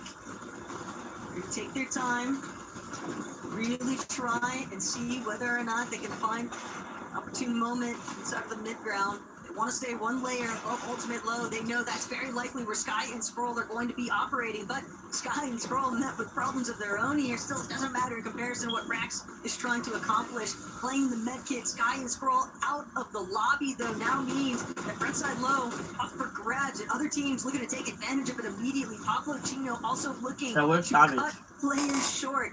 It's Pixie and Swizzy. Savage went down. Making things very complicated right now for Focus and Talents, but it's Pixie and Swizzy that pay the ultimate price here. Is he a no Wait, Swizzy chooses to do today. Storm playing through the backside of zone. It's getting so chaotic on the front end of things, but Nebs, Nathan, they're going to be the ones that are trying to take matters into their own hands. They've got an opportunity here, Levin, and as small as it might be, they are going to have to seize every bit of it because they don't have any other options if they want to make it to globals. Yeah, these guys have the benefit of some of those teams in the qualification spots have gone down and they don't have a chance to fend off their point leads. And so Nebs and Nathan, if they can start to add a couple more limbs to the tally and continue to control low ground, they might just do enough to book their tickets to Antwerp. It's just so Dang. scary, though, especially when you can hear all these audio cues around you. Nebs, Nathan, though, managing to carve their way through frontside still. They Nice. see T right in front of them. They're going to punish Gino the moment that he tries to run for the body loop. Pablo incredibly injured also, but Nebs hasn't had a chance to look back and get those shots in just yet. Nathan needs some help, Yo. but Nebs won't be able to fall back in Nice. time. He is going to find another onto Cheatin, though. Every single elimination bringing them one step closer to potentially securing that qualification spot. But Nebs, he's not finished. He sees Threezy, he knows the body, but he doesn't get the siphon. It's going to be the Storm who takes care of that player instead. Will be utilizing that Chug just to buy himself a little bit more time. The placement is going to be the topic of focus right now. As Izzy also doing everything in his power just to try and stay alive. Fun placement further, but Winter and Hellfire have held strong here on the low ground. They haven't had the chance, though, to turn back around against Swizzy and Pixie, who are now looking for the immediate collapse. Ooh. Swizzy and Pixie will wrap this grand up and take game number Guys, 12. for one, bro. But it's all about that leaderboard. We know our champions. We know who's It's been Sky. victorious. But who It's will be going to Roll. globals, Frankie? We have to wait Congratulations to to find Sky out, and but Scroll, right man. now, a huge congratulations to Sky and Scroll. They've won major one in glory. Back to they had back to devastation, underperforming and placing fourth at the summit. Back to back, That man. could drive any duo apart, but this duo are built to bounce back, and not only have they done that in dominant fashion, Mini Minor. Unbelievably dominant throughout this weekend, unbelievably dominant throughout Major 1, so close to claiming that Summit title, but they have done it. Back-to-back major titles for the best duo in EU. Over on NA, we've seen the Peterbot era, but ladies and gentlemen, welcome to the Sky and Scroll era. Shivers. I'm getting nervous just thinking about the Global Championship. Not only did they win Major 1, now they've won Major 2, and we talked about the devastating end to Summit. Let me remind you, they were first place going into the last match. That's 250k for first, and they went down not to second, not to third, to fourth. Dropped down from 250 to 70k, but now they've shown. There were doubters. You switch your drop spot. People have been rod reviewing your game, your play style, your strategies. It did not matter. They proved every single person wrong and now have won the back-to-back majors. I am so excited to see their performance at the Global Championship because they are looking like they're at a whole other level. Honestly, throughout this weekend, every single question that was asked of them, they've been landed on. They've had doubters. They've been in mid-game fights. They've had Storm Surge to deal with. Every single question that was asked of them, they have dealt with. They are by far the best team on Europe right now. And as you mentioned to Carter, those global championships, they're coming for them. I mean, it was one mistake. It was one mistake at Summit that cost them the victory, and they have learned from it. They have grown from it, and everyone in the lobby at the Global Championships needs to be ready for Sky and Scroll. So let's see who will be joining them in Antwerp because the leaderboard is ready. We're going to be looking at the top 70. So you can see there, Hari and Kami, never any doubt. Day 1 performance, they set out their stall early, Cringe and Twice. Congratulations to them. Day 2 wasn't quite as comfortable for them, Mini Minor, but they showed that they deserve to make it to their next FNCS lap. Yeah, definitely. They're a team to look out for now. They're a team that have cemented themselves as one of the best in the region. Their Day 1 performance will not be forgotten. One bit unbelievable performance from the UK lads right there. Personally, so happy to see them in those standings as well. And big congratulations as well, of course, to iDrop and Gonzo. Gonzo making his first land here at the Global Championships. Really happy for them too. Yeah. It's so exciting. I mean, iDrop and Gonzo, what a performance. I can't wait to see Gonzo on land for the first time, Takada. It's exciting. Just on the first page too, there was 6 out of the 9 already qualified teams, but iDrop, it is going to be very interesting to see how they evolve. It was a bit of a mix-up throughout this weekend, starting off so strong, ending Day 1 in quite literally the opposite way they started. But the good news, Mini, is they didn't let it get to them. Mental stayed strong. They refreshed after a good night's sleep. They planned out what they were going to do going into Day 2, and they did exactly enough to qualify themselves to the Global Championship.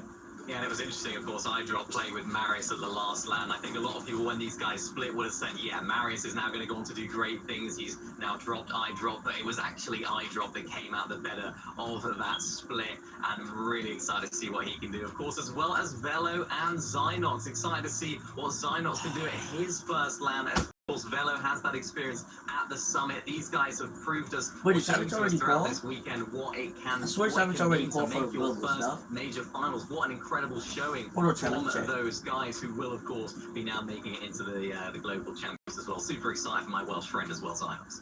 Yeah, let's see page 2 now. Vico and Abuka have dropped lower. It won't be the top 17, so let's take a look. So they have dropped lower. So I believe now we're looking at the top 16, which means that Pix and FireN are the cutoff, and Nathan and Nebs have done it to Carter. Just barely, and it was a very big match from Nathan and Nebs. Just making it to the end game would not have been enough to qualify. They got a very good amount of eliminations. It was actually 6 elims, 3rd place. What a clutch up to qualify themselves to the Global Championship. What a clutch up from Nebs there at the end. That's what did it. That solo clutch towards the end of that last game. Huge moments from him. Another player that we sort of spoken about so much as not having that big grand performance in terms of actual recent results. And although this one, in the grand scheme of things, yeah, 15 is not their best, I think it's definitely something to celebrate because, of course, they've qualified through. We can see all of the now you have to go to here from Major 2. Lots of big names on the screen and some newer names as well, Frankie, which is great to see. Yeah, it's really great to see Rax joining Yanis. Rax is first land. I think he could do incredibly well. This is a player that we're going to be talking about for the next few seasons at least. He's just getting started, and I can't think of a better in-game leader to be teamed up with than Yanis. Yanis has seen it all before. He's got that experience, and now he's also putting up numbers. Again, it's going to be so exciting to see those guys, but it's also going to be incredibly exciting to see the return of Shark and Teeny. They'd already qualified for the Global Championships, and tonight we saw them on fire. Yes, it wasn't flawless. Yes, there are things they're going to be working on, but the hunger never changes to Carter. It's always there. We even saw it in that last game. The eliminations, they were pressing W, trying to take every name they could, go down in a blaze of glory. I think they were listening to the broadcast because when Minnie said, okay, what do they need to win? He said 30 elimination victory royale, and they said, okay, well, let's make it happen. Remember, the record for the most eliminations in a grand finals was 16, and then they, I think, got 12 eliminations before the end game even started. Unfortunately, they did go down. I was actually concerned for Rax and Yanis, too, one of the people who got pushed by them, but they've just shown how powerful they can be and how strong of contenders they are for that #1 spot, Mini. So we'll see if they can make something happen at Globals. You know what, just massive appreciation, massive credit to this duo as well, because yes, they didn't take home the title, yes, they didn't quite live up to the expectations that people may have had of them, particularly on day one, but what they did give us was so much entertainment. The only realistic team that pushed Sky and Scroll all the way down to that penultimate game of the weekend.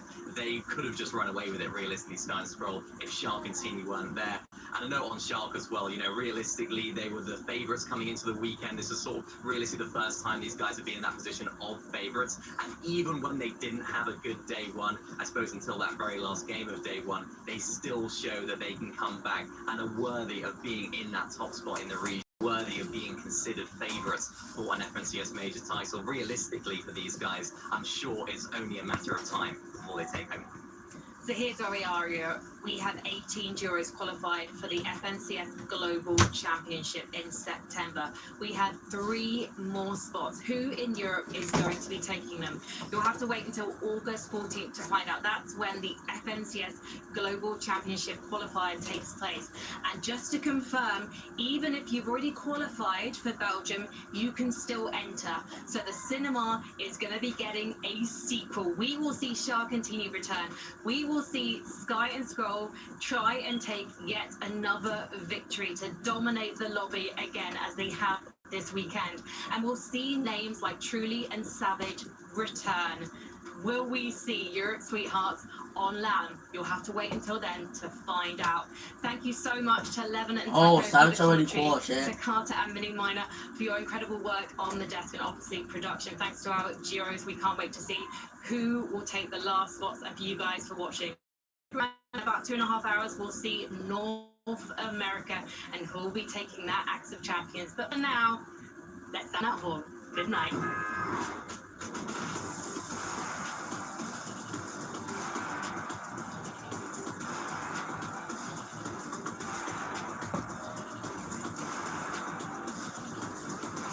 Alright, chat. Let me go back to my shit now. Savage already fought.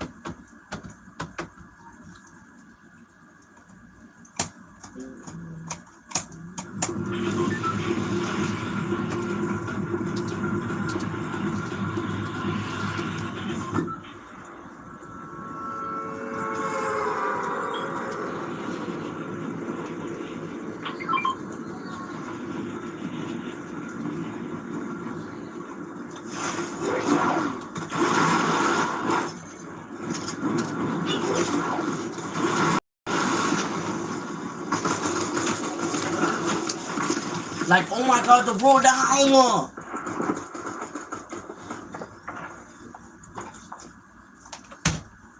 Oh my god, I fucking hate this movement so much, bro.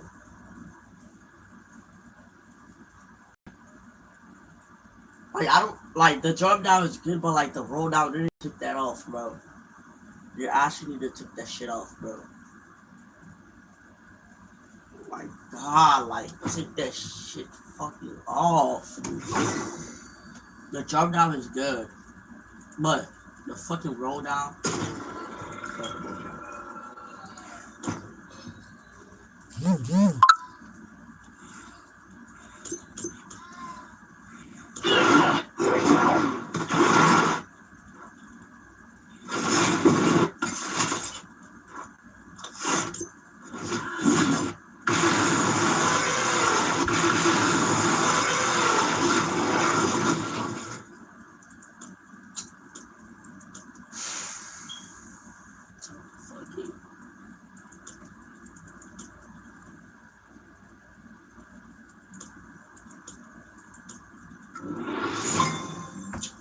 Only have one good game, bro. And this is really terrible. I need to lock in. Only have 3 games left.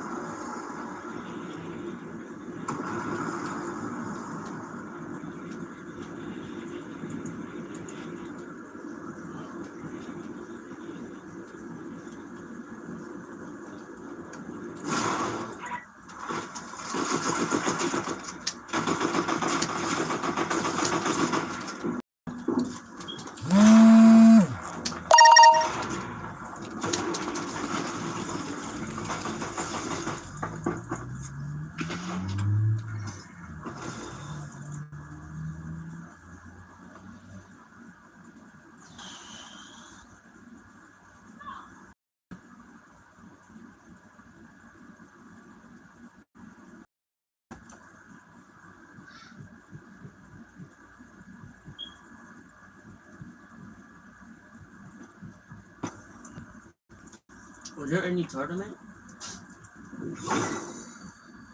I can't do this, bro. That doesn't like no tournament.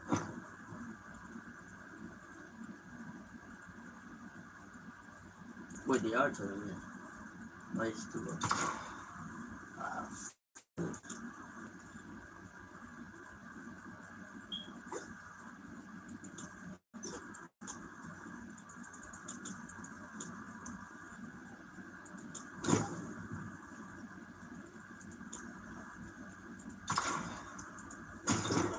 I'd rather play that shit then.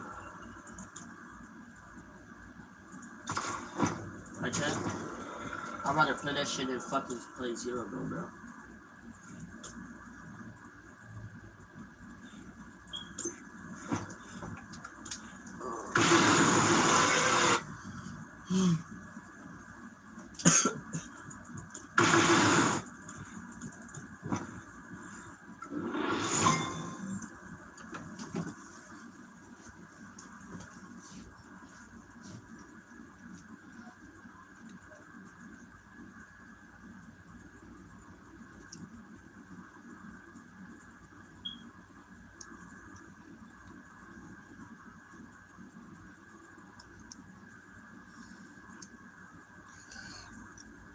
You can't even fucking build in that shit.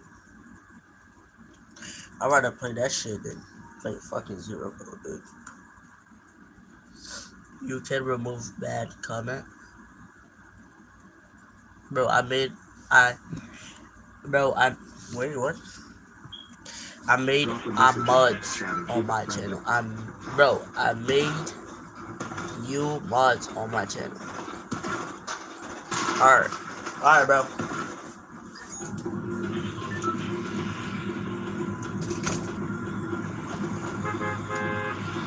Let's see you that one.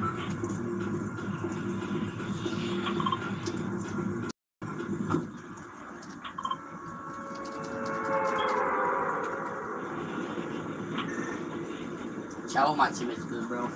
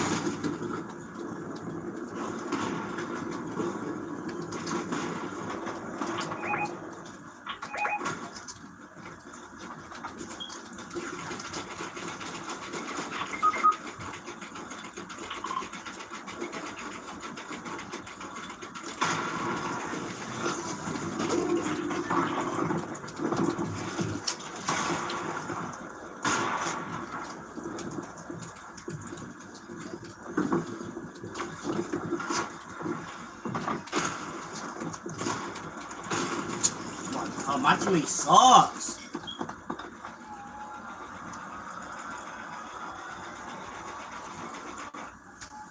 I'm not doing this shit. My team is fucking dog shit. He should be the winner of me. Oh my god. This thing sucks. Shut the ass in, bro.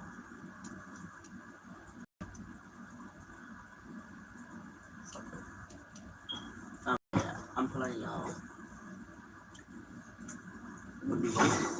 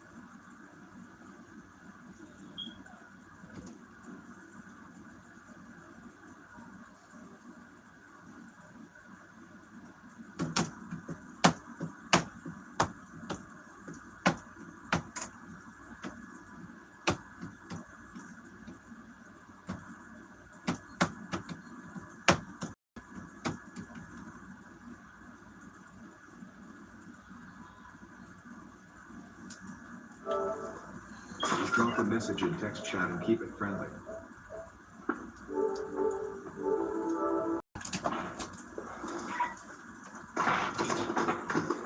Oh my god, I have a default on my team.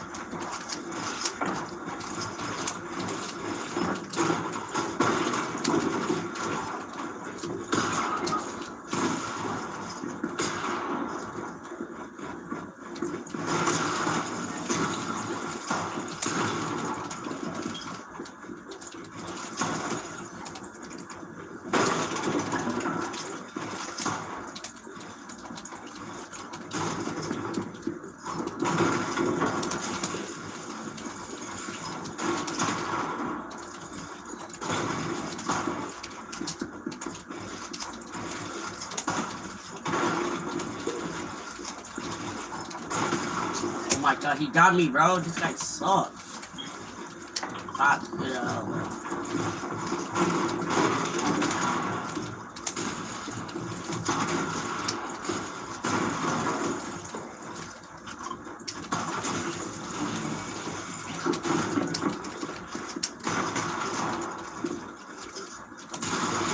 Damn.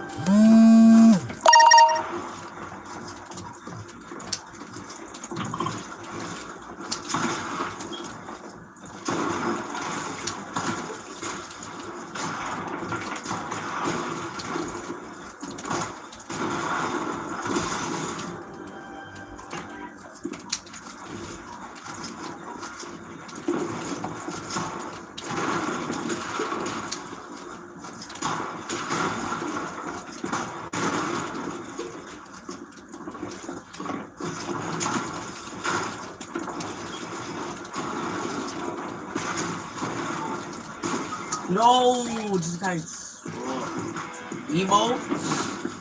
Bro's emo.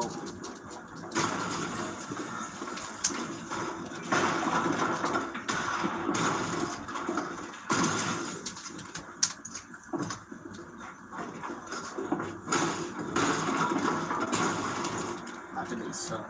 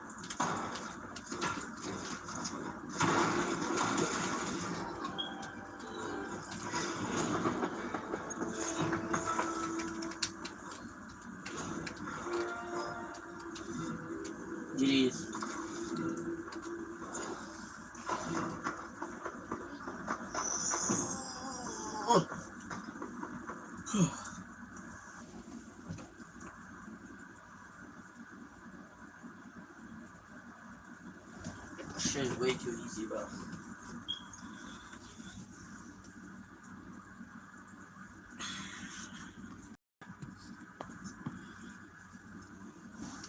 I'm you can remove that comment you type.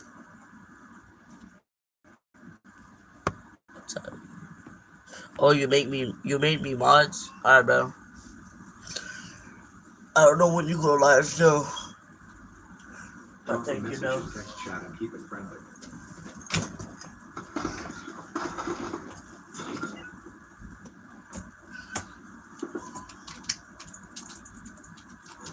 Says Sky Squirrel 1.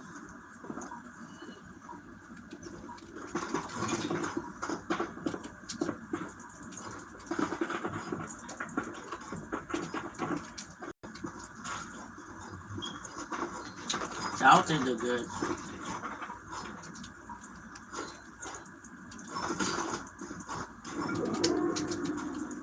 I love this one.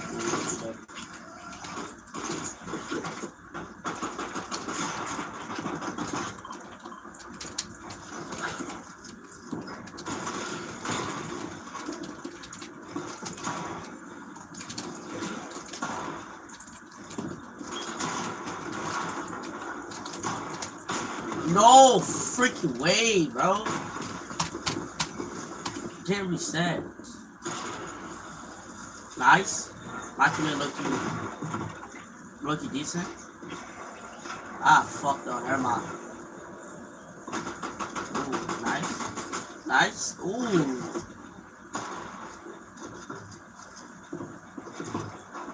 What is this, guys?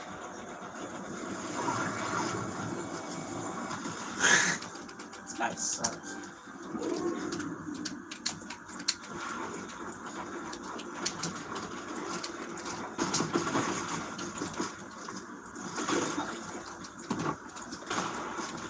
The fuck?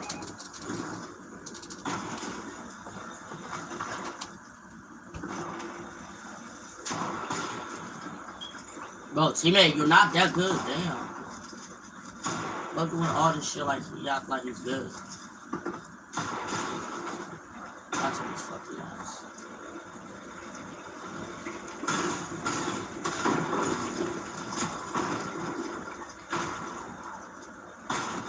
What the fuck is he doing?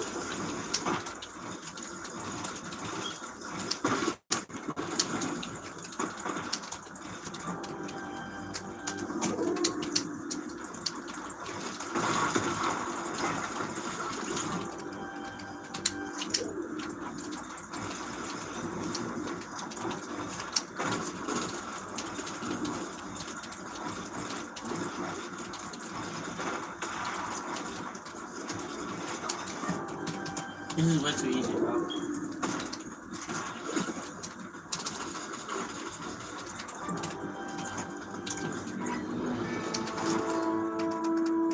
I wouldn't want to be with this guy, but he's doing all this shit. So he's doing all this shit. Let me go do all it real quick. Let me film out real quick.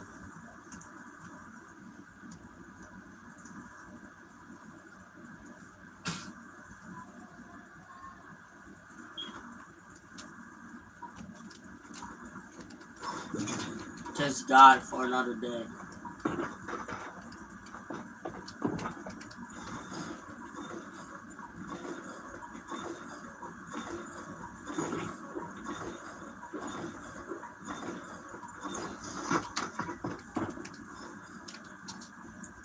Pause.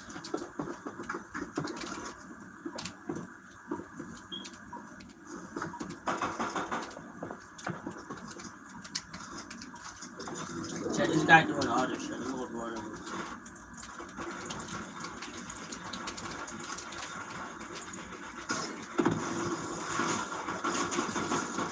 Oh, damn. Fucking dog shit. Bro died at the time. That is fucking terrible.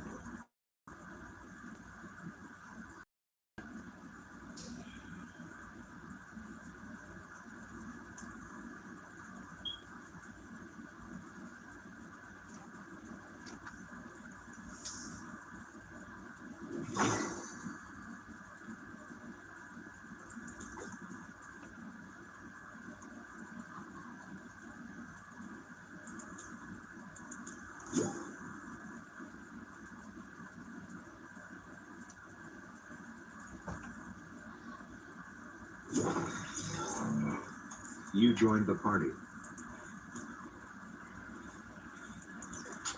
What's Serena? Bruh, you bought that skin with your V-Bucks. You could have given me, dude. This nigga always asks for good.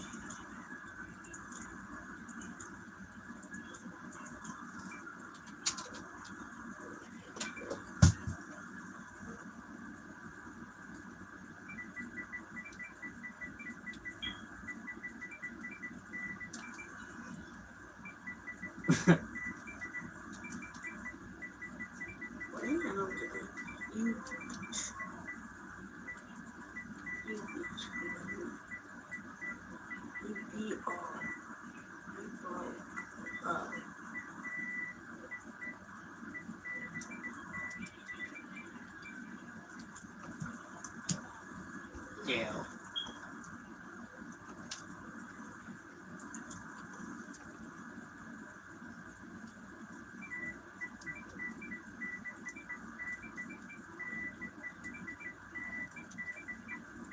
Could have bought the FNCS champion.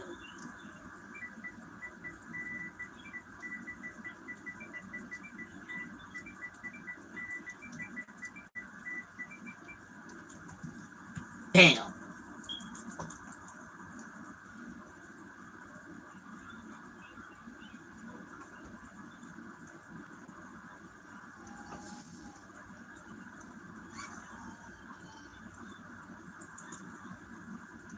What you talking about that skin? That shit's ass. I mean, it's not that bad, but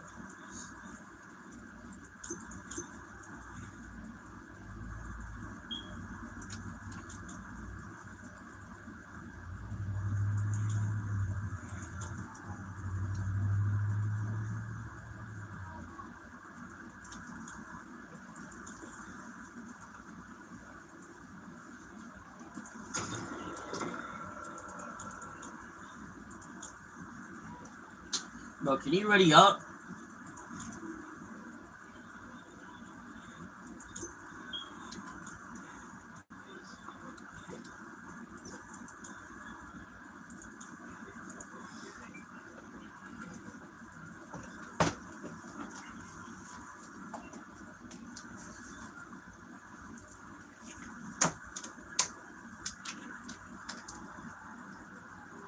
Your poor ass. Broke ass. looking ahead at. Yo, bro, you broke as fuck, gang. No lie. How you that broke? All day? Broadcasting.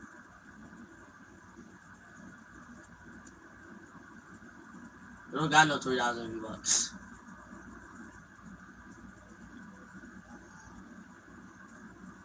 So you have 3,000 V-Bucks in your Xbox right now? Yes or no? No, you don't. No, you don't. No, you don't, Jay. And the Mega account? Or the Zesty Sniffs account?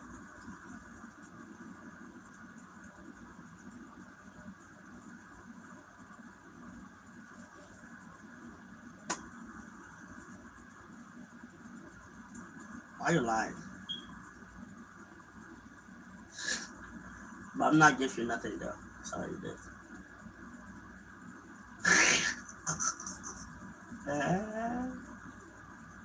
I only got 100 V-Bucks, so sorry, dude. Sorry for your broadcast.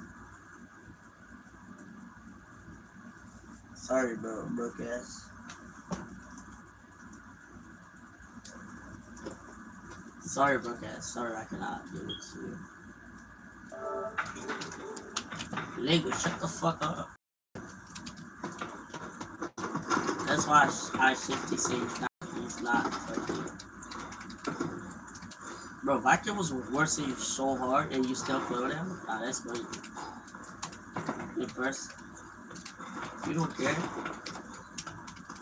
Okay. I don't like him anyway. He sucks.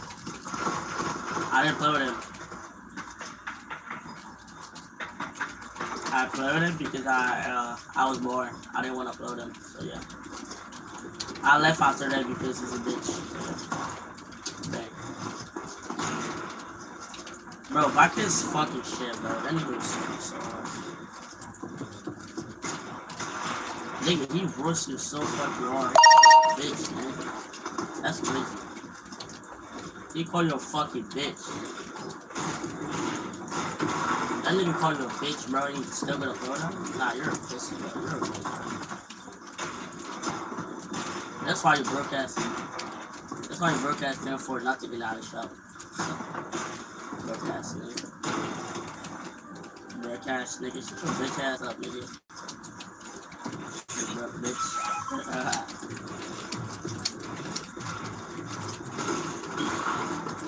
You sound like an Indian. Are you an Indian by accident? Wait, I forgot you Puerto Rican. Are you Puerto Rican?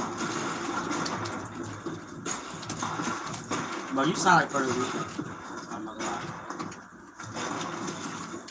Wait, I forget you're Puerto Rican. Sorry, dude. Are you Puerto Rican? Oh, I forget you are. Let's talk about your voice. You got the Dominican accent. I thought you're from China. Ah, fuck me, dude. You salary so hard, you fucking ass. This guy dog shit. He don't even know how to build. Fuck ass nigga. Wait, did you see my shirt, bro? I'm the shirt about you. Did you see my YouTube shirt? I make a shirt about you, bro.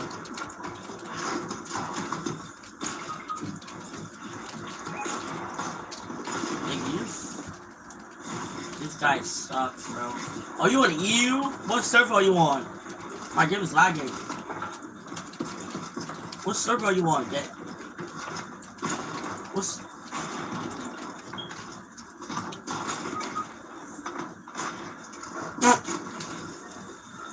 Your sister from... Okay. Why you fucking go to Asia if you don't live in Asia? Dumbass.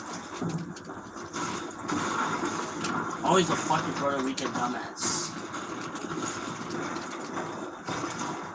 How y'all that stupid, bro? So these guys are Asian. So this guy from Asia.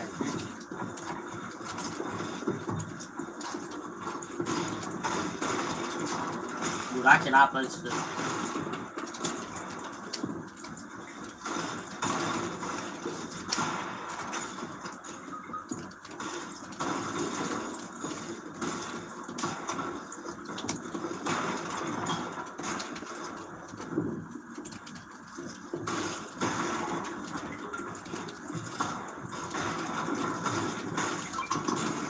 Oh my god, Matt Smith's ass.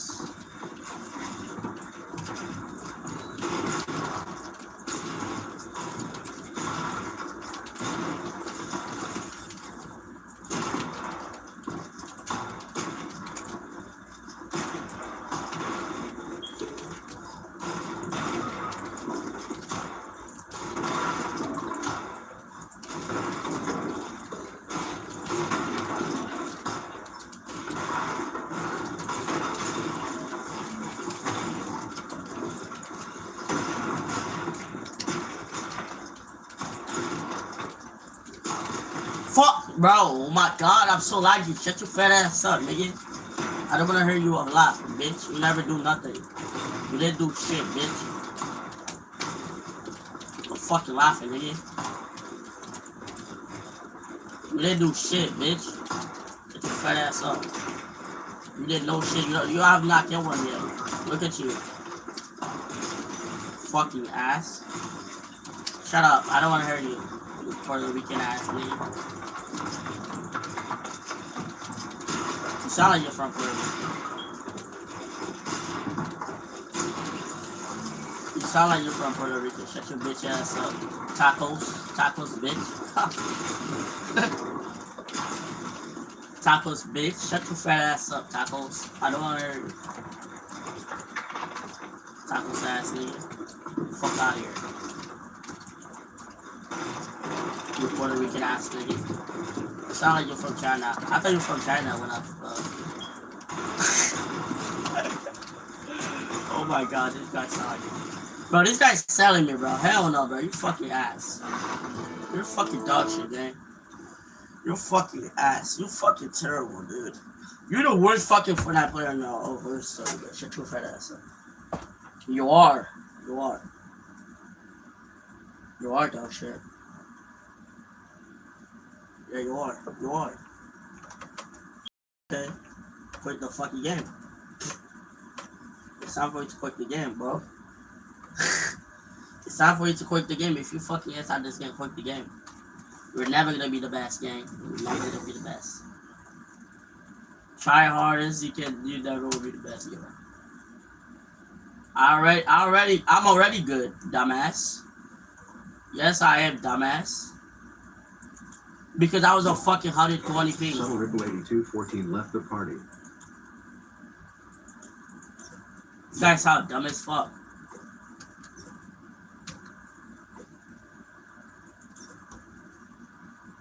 You joined the party.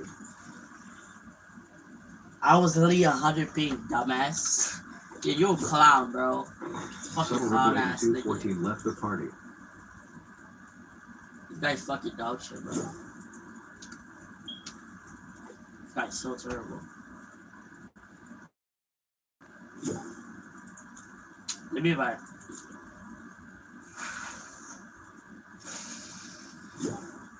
This guy's fucking worst player. Come on.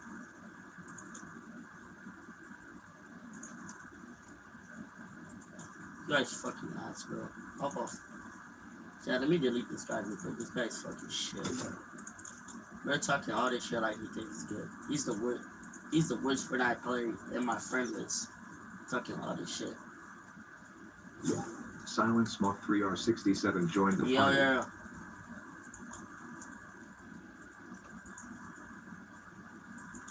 Huh?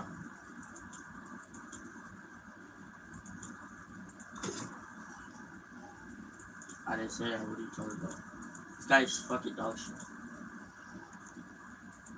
Bro, chat, this guy is the only one there on my friend is fucking dog shit. All these friends are good. This guy's actually fucking dog shit. And better than him. This guy's fucking terrible.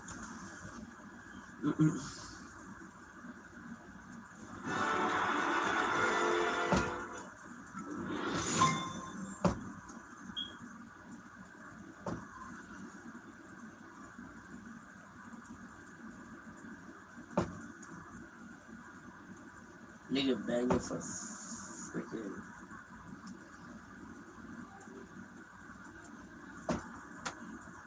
I am sure right now. Bro, begging for fucking skin. Like, afford by yourself, bro. Are you that broke? I forget you're from Puerto Rico. Puerto Rican kid, fucking. Shit.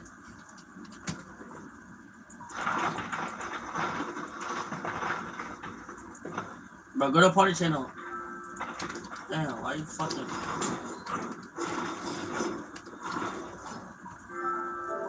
Oh my fucking god.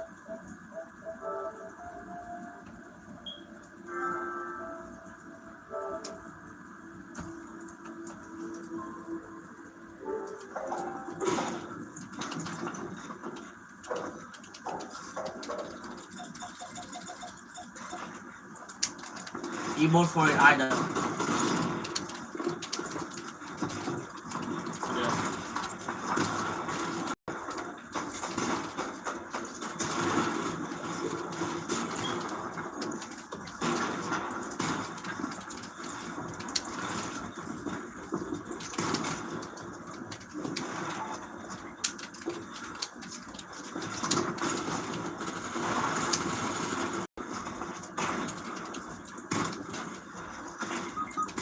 Alright.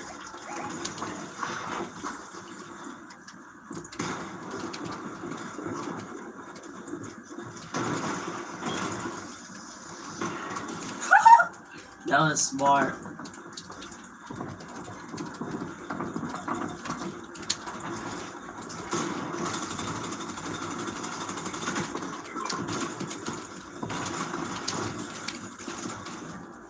Easy.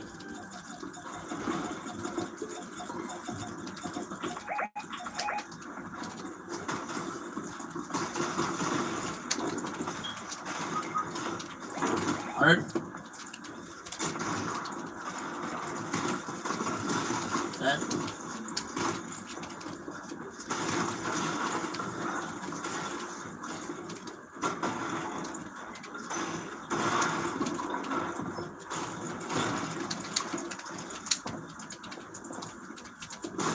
Oh, damn! You got me, you got me, you got me.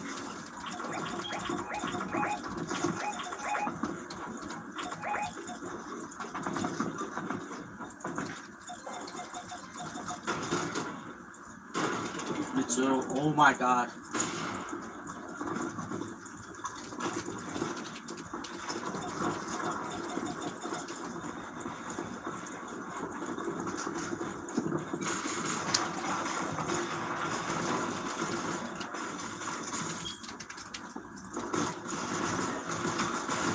Alright. Go alright.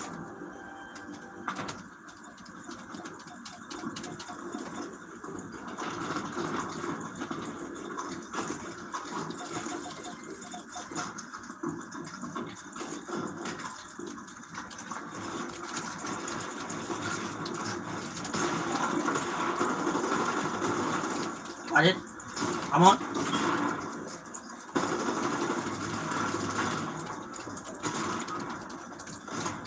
No, 70 white, bro.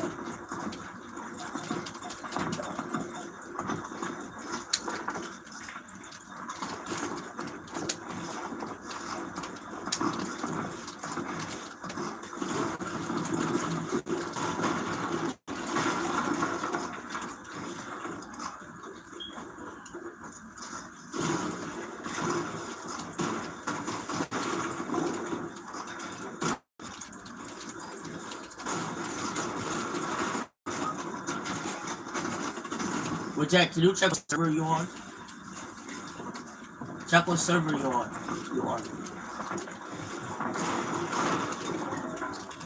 Of your settings.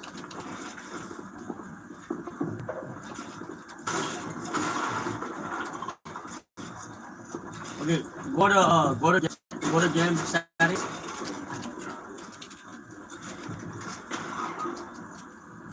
Okay, do you see matchmaking region? The first setting.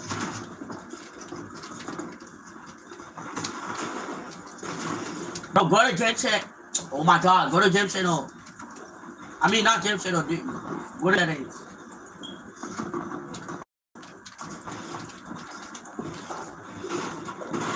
Yeah. Cause I'm really lagging, bro.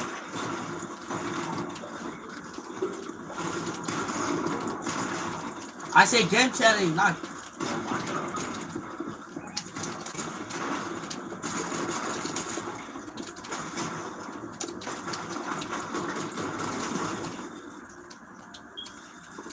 Oh my god, go to games. Just go to, or after this.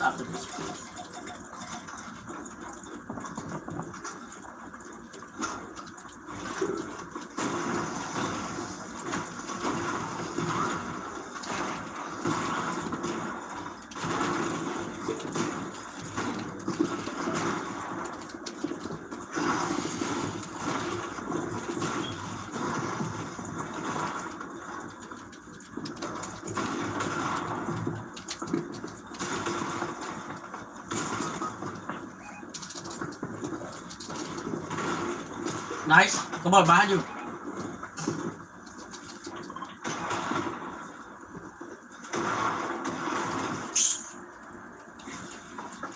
Come on, check it out, bro. Come on. Bro.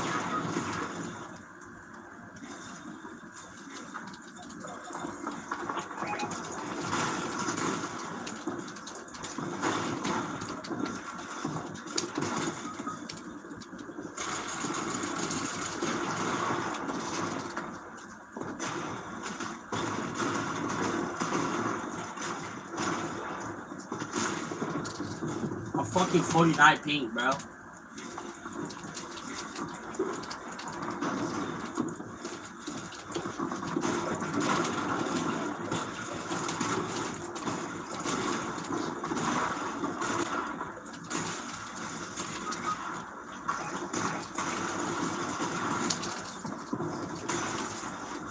Bro, oh my, you didn't even hit one, bro.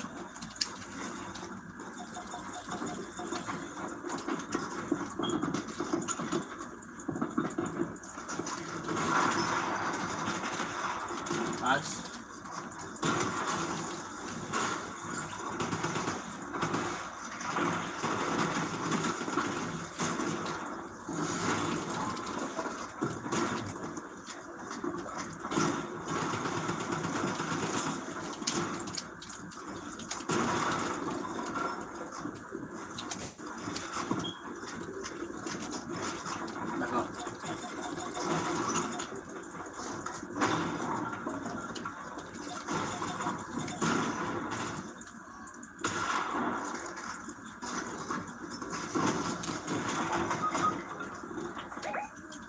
Did you hit him?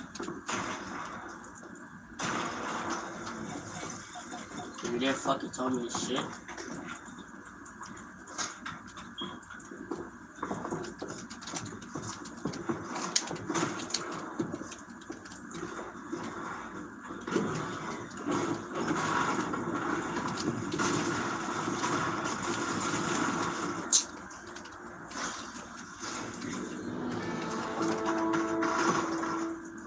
Wait, Jack, go to settings real quick.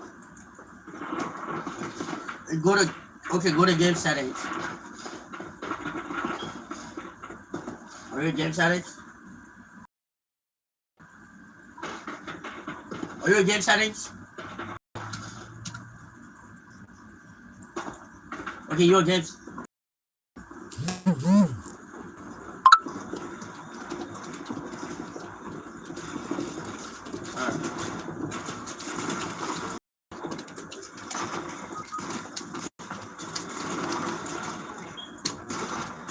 What? I blanked him, bro. I leave him 100, you didn't tell me.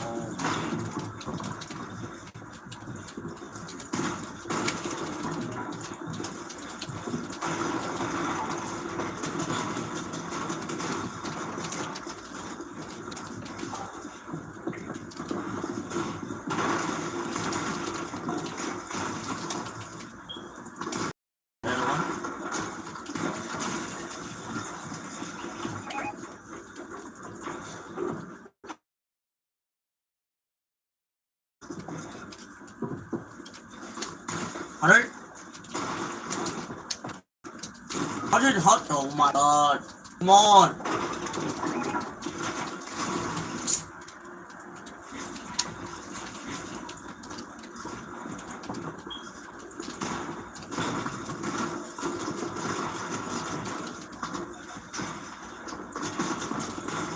Bro, come on!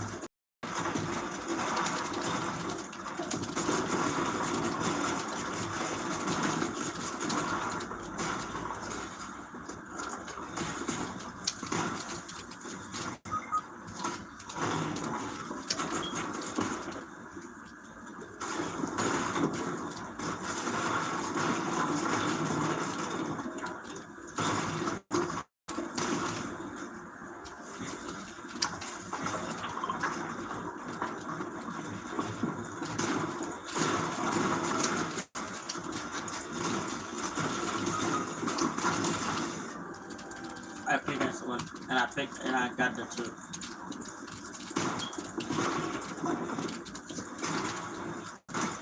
$49.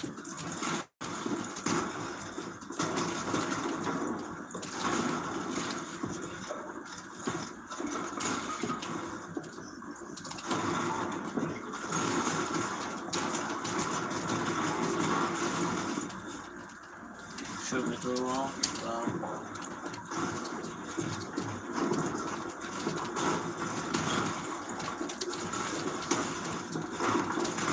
Word.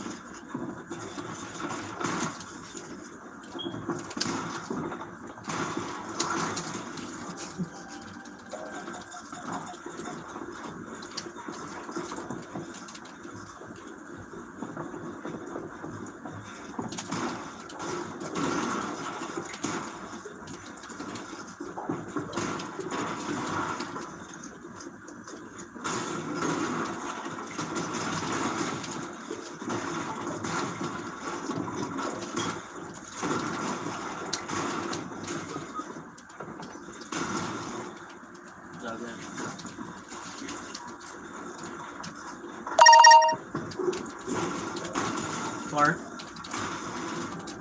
Nice. We're the best, bro. Nice, swerve. Come on.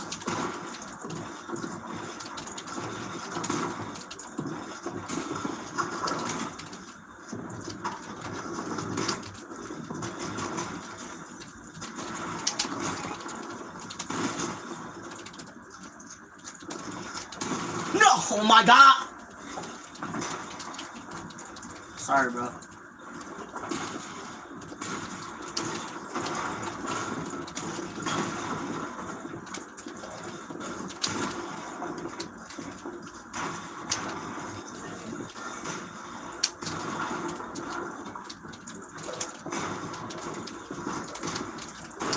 You guys won.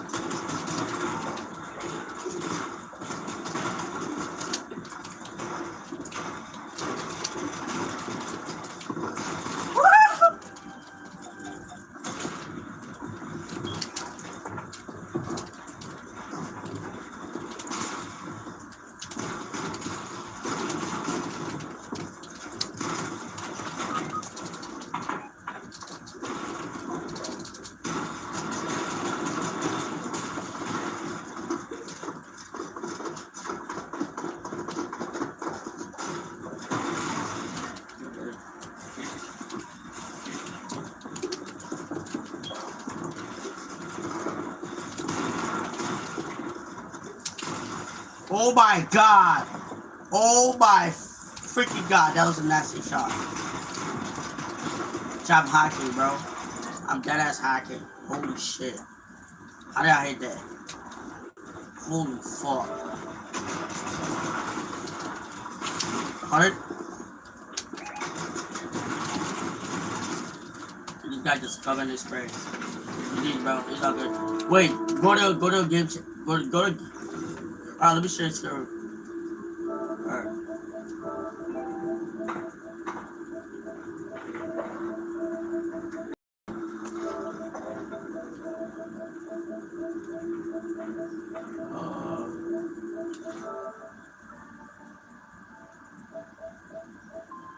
Share screen. Oh, I fucking share my screen.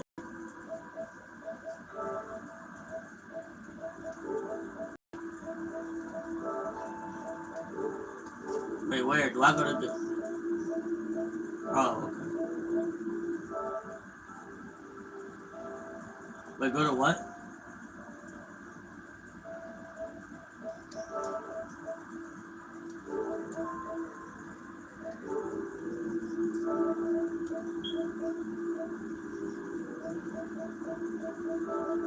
Where do I go? What do you mean you cough?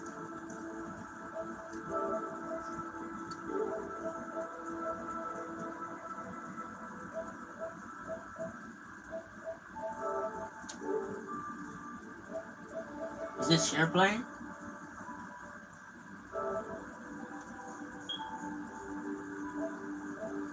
Wait, it's not share play, right?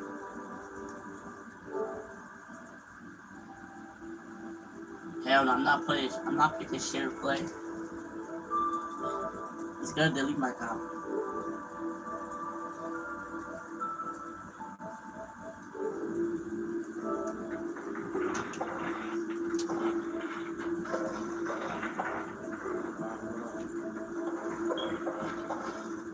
Nope. So did it again. Well, where do I go?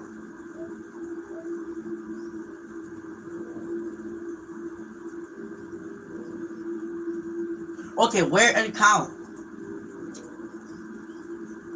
Fuck do you mean your account? What?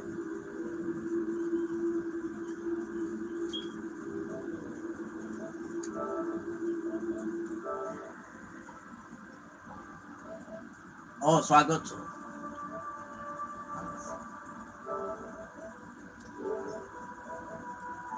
Okay.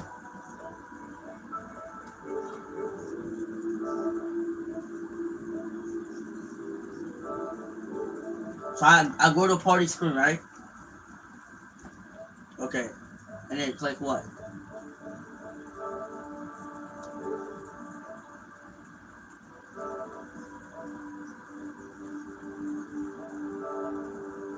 Is this okay? Let me see if it's share. I feel like it's share play, right? Oh yeah, it's share screen. Yeah, I find it. That's what I was fucking telling you. If it's share play. I send it. Did you see it? You watch my screen? Okay. You on? Okay, see? You gotta go right here. Go right there and then it's gonna say if it's NAEs. If it's not NAEs, put it to NAEs, okay?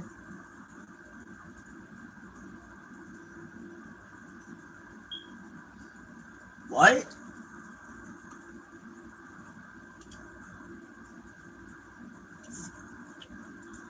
Are you in the game settings? Or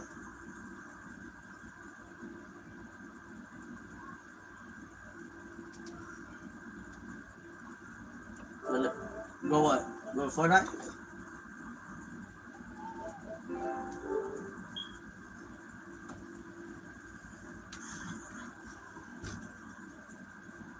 Yep. And then yeah, you see the first one matchmaking your region.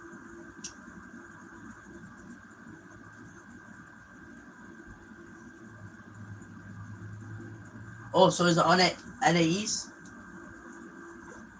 Okay. Alright.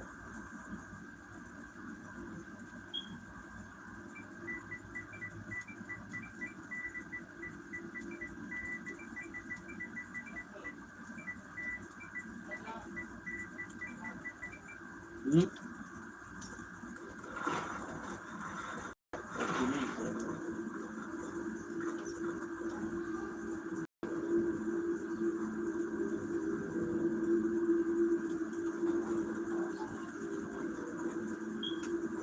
Go back to lobby. Does it let you? Hell no. Not doing this shit.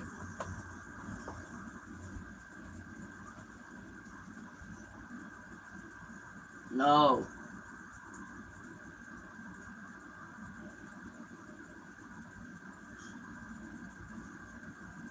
Is that the what?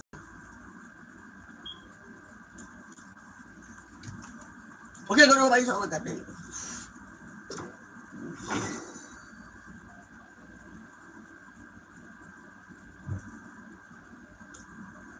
Hell no, I'm not doing this shit. Let's do a different one. Let's do a different one.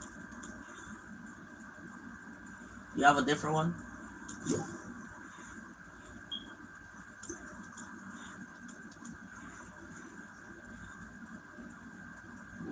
Check this out, it's nice. Alright, hold on.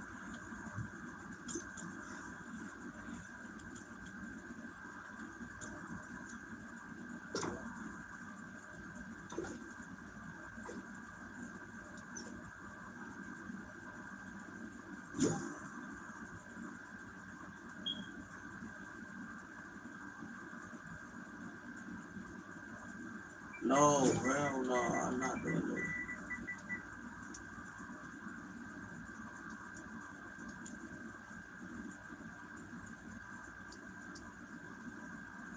Hold on.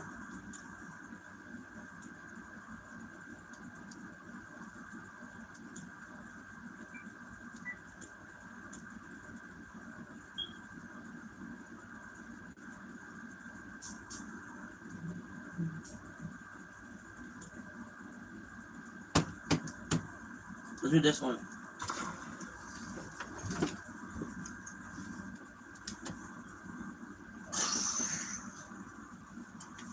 It's the same thing. It's literally the same thing. I've been live for fucking 3 hours, bro.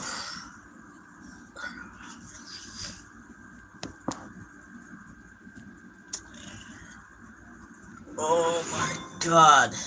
I'm waiting for NA East. I mean NA Central.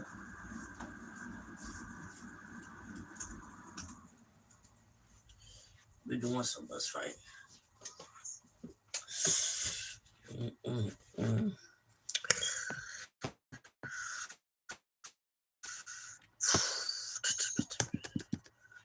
Alright, bro. You ready?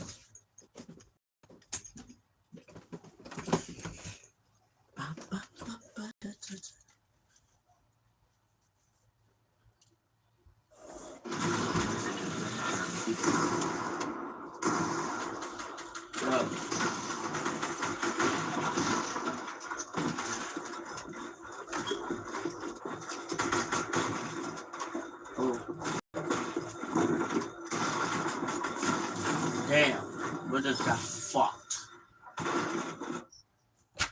We just got shit on.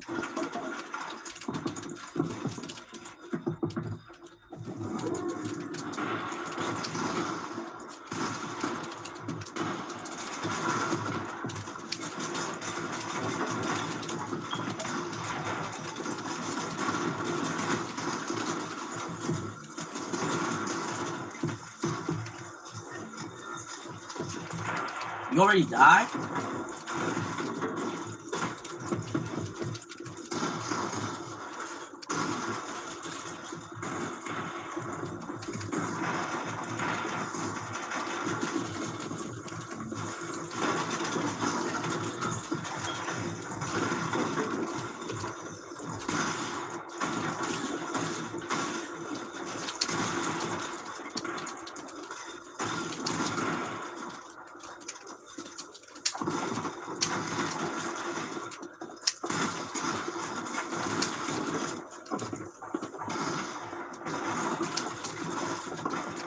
Oh my god, I gotta remember my shit, dude. I could literally win this, bro. It's not even that hard, bro. Damn.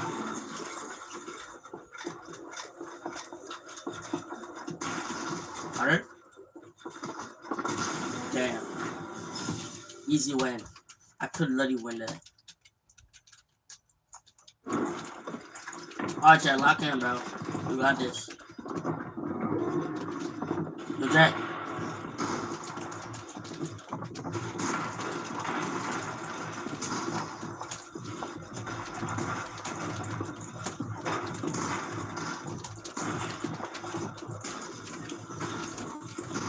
You die?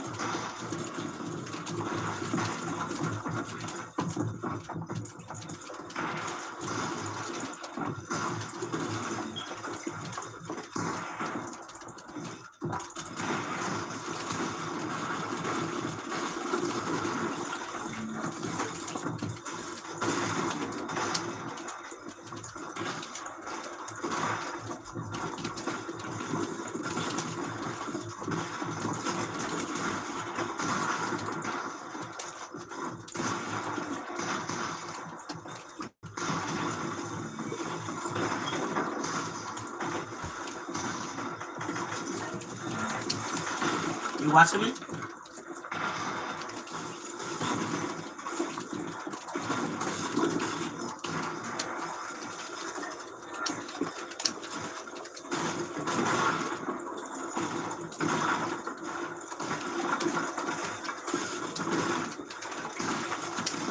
What?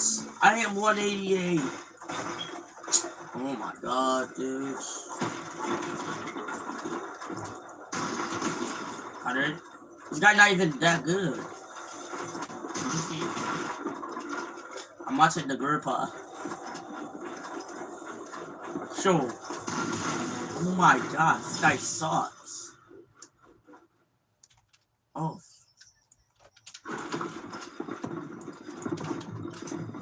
For real.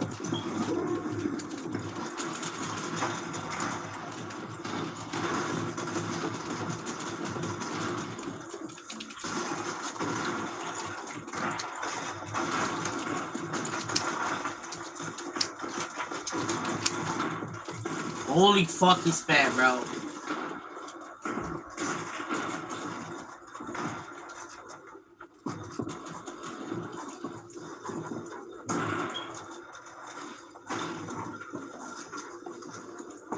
I died.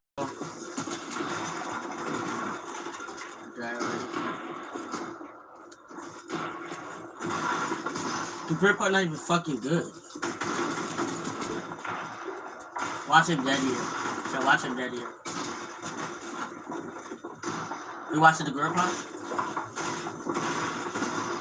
Oh my god, this this guy just got fucking clipped. Oh my how you miss that, son? I'm watching ABS. ABC. ABS.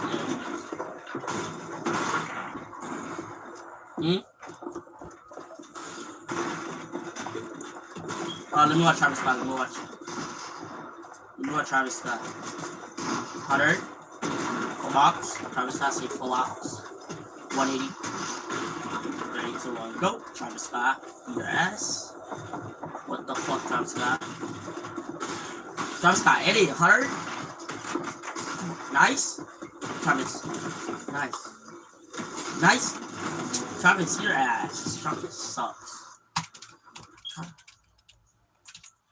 Yeah, but he's fucking ass. How do you miss that ball? Really, you have him on the full box. I would never miss that ball.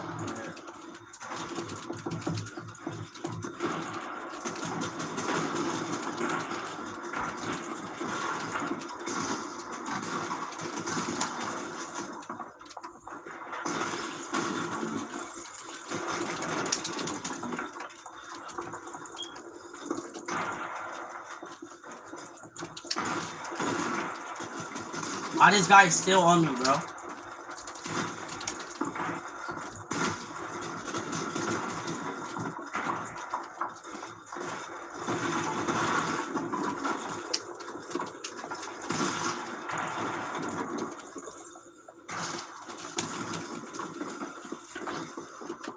Fucking dick riding, bro. Yes, they're dick riding me, bro. It's not that fucking hard, bro.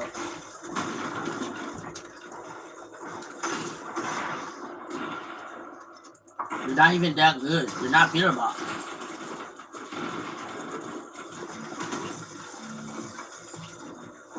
Just fucking dick riding come behind you, bro. What the fuck?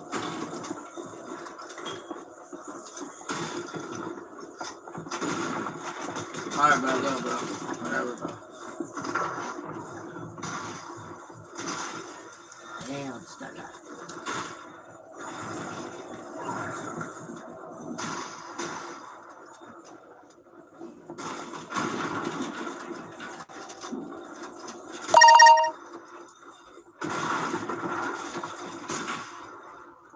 You can go play auto games, whatever.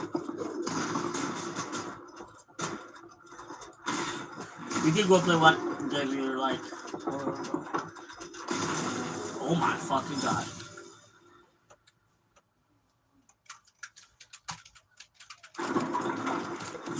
Silence Mark 3R67 left the party.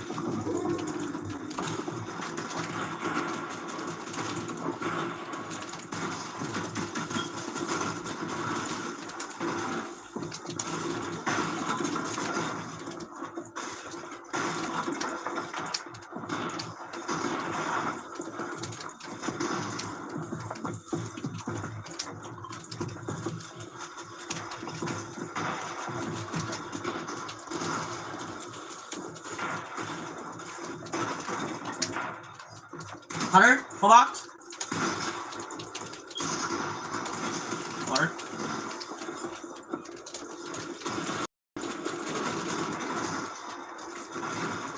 Oh my god, I'm blocking.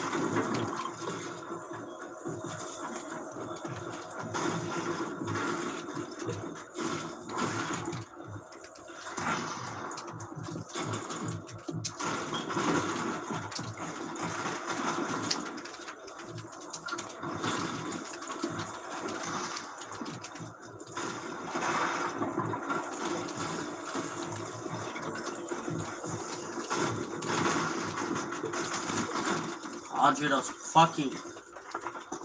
Bro, the Travis Scott's can always spamming, bro. He's dead. Travis Scott's ass. Travis Scott, come on.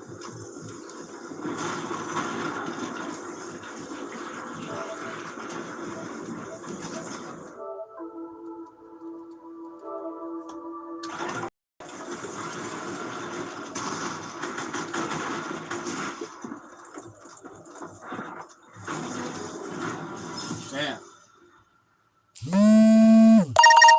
Shout out to this guy.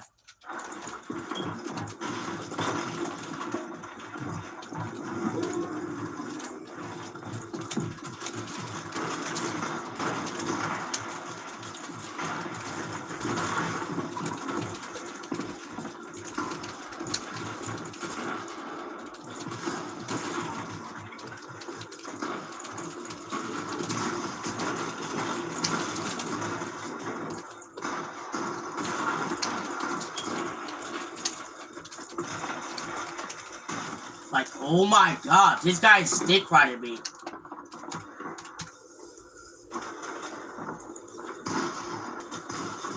Oh fuck no, this guy's ass.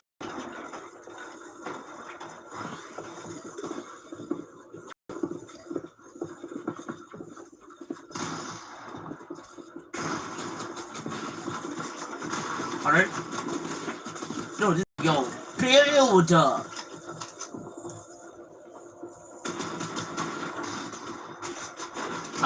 Travis.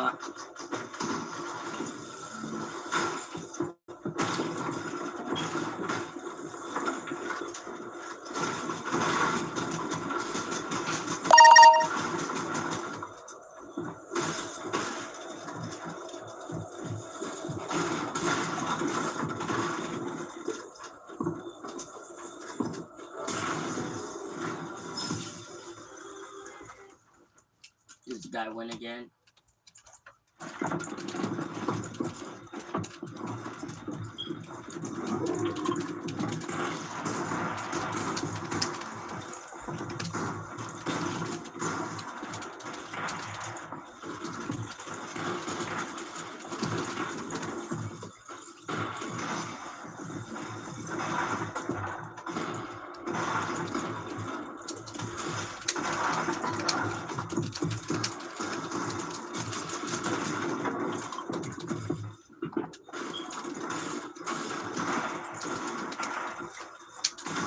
Alright.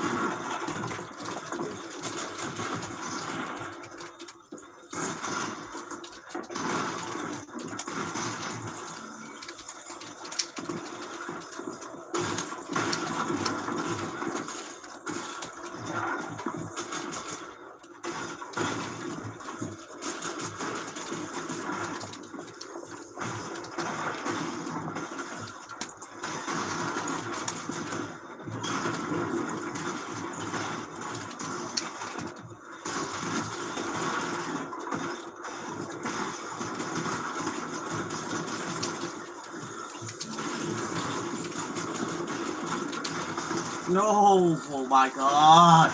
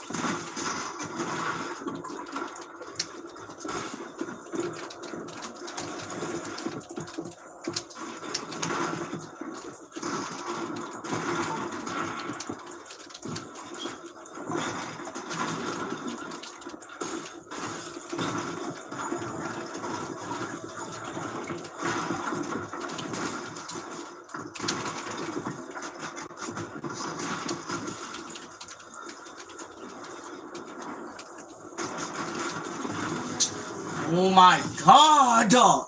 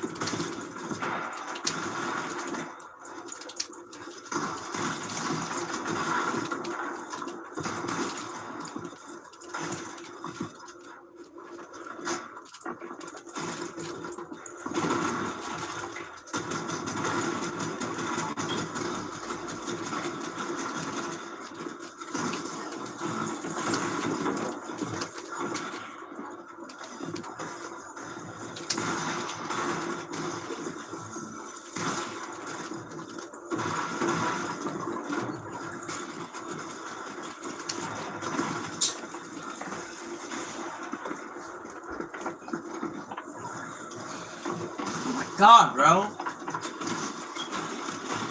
Like, what is this guy doing? Fucking spamming.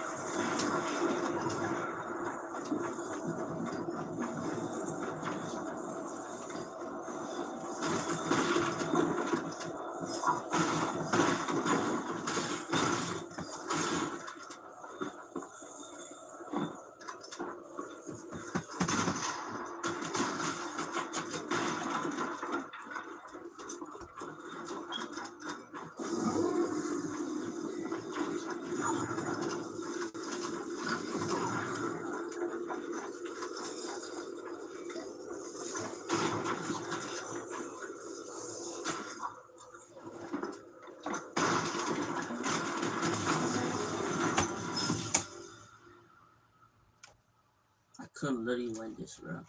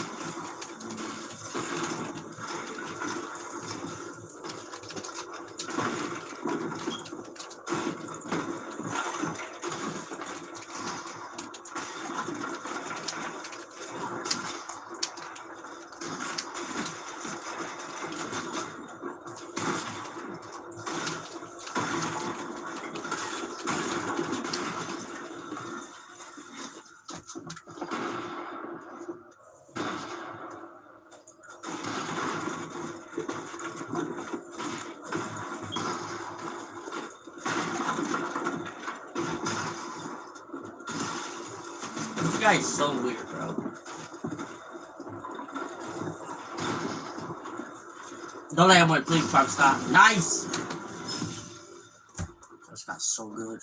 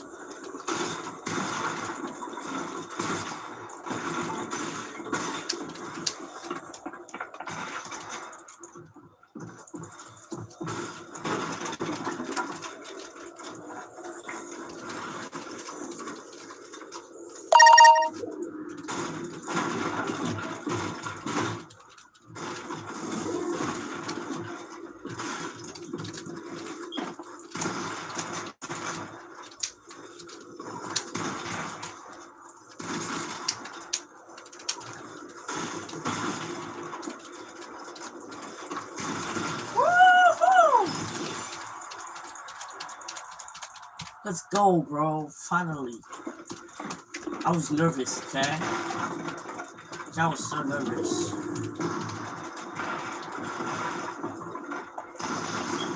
Damn.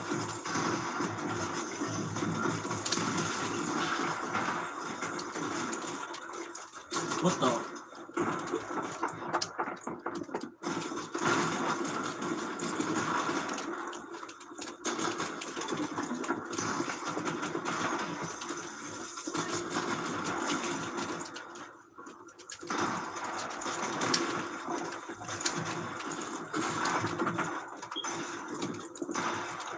What?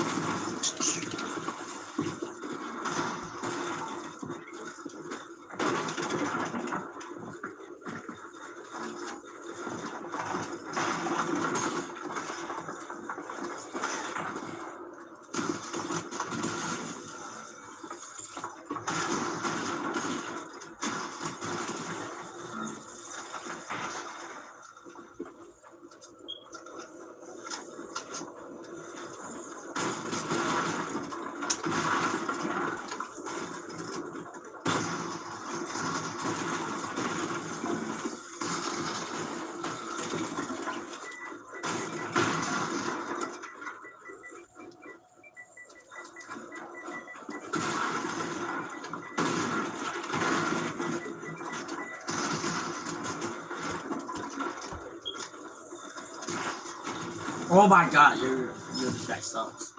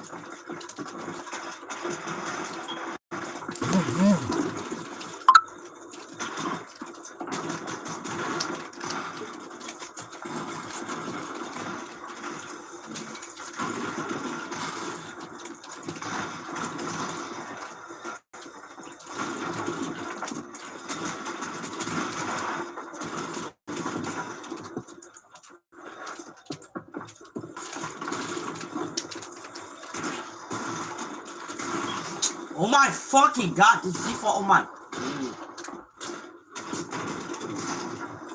I'm done with this game, bro. The default fucking dick hard at me, bro. Like, try to, bro. Why you shit at me? Guys.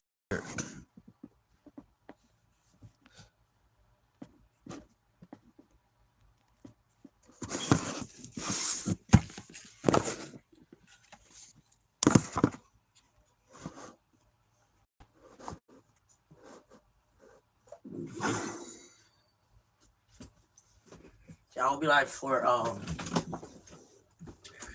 I'm gonna play Fortnite for a little bit, and after that I will be live tomorrow. Yeah. So yeah, I'll be live later for NAC grand final is at 5 p.m. and after that tomorrow Monday I will be playing the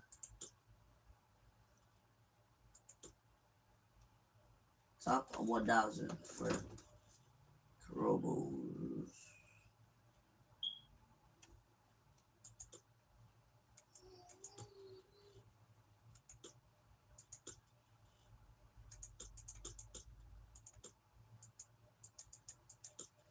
And then I'll be playing. Wait, there's no tournament tomorrow? Or there's no.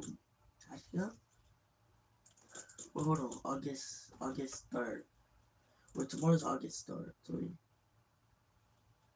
Wow, there's no solo rank up tomorrow. Only FSCS.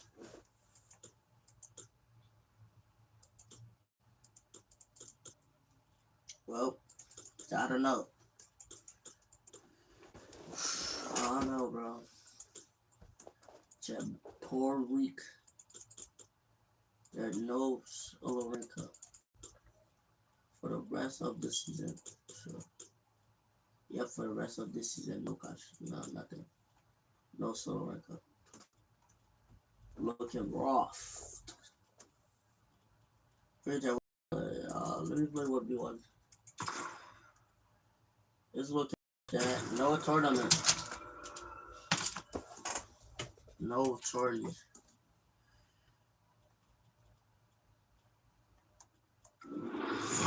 This looks really bad.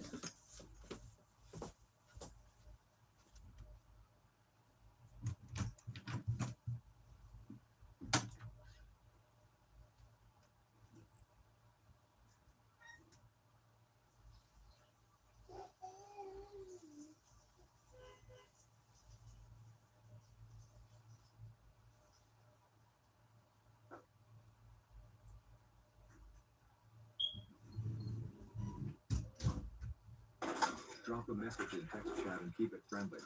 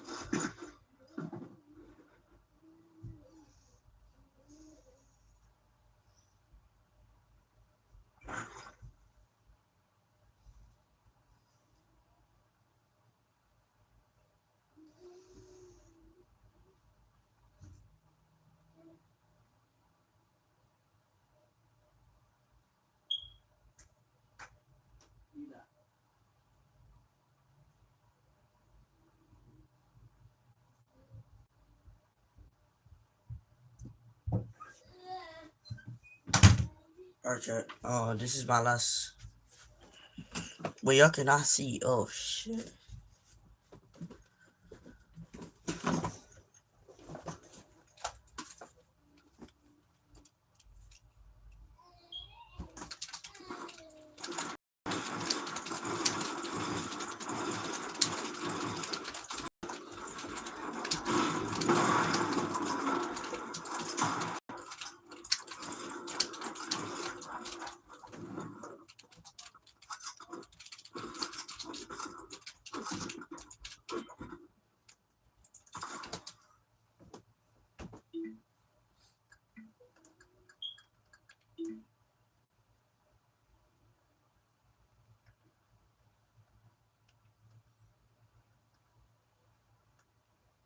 Wait, I should speak live? What is he doing? What is I should be doing? I'm not gonna get to hard beat the hardest game on Roblox. I look you wanna do those. I look you wanna do this type of shit.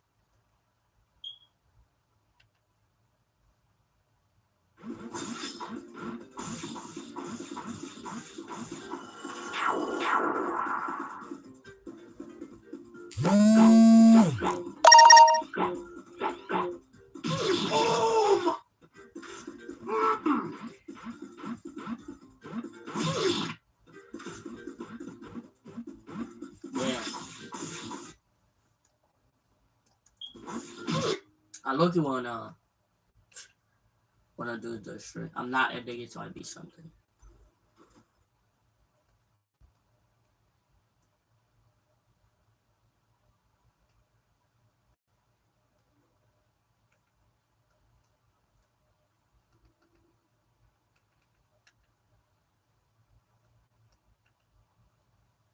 Whew. Yo, battery hours.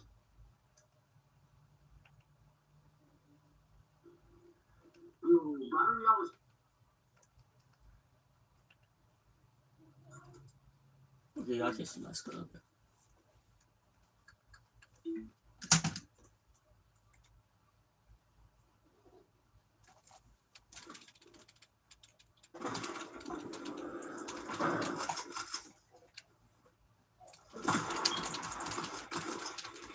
Chill, bro.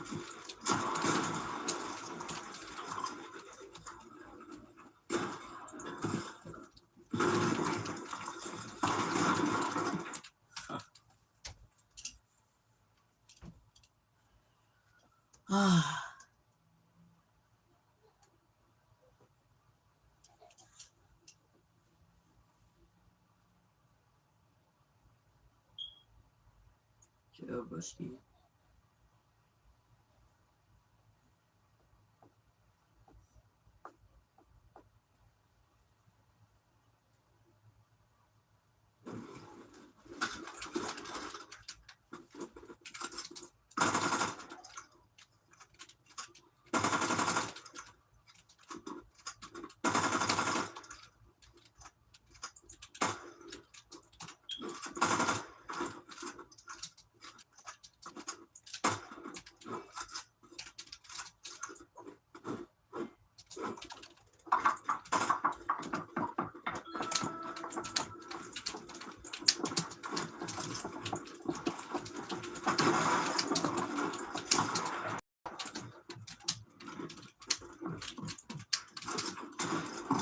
Oh my.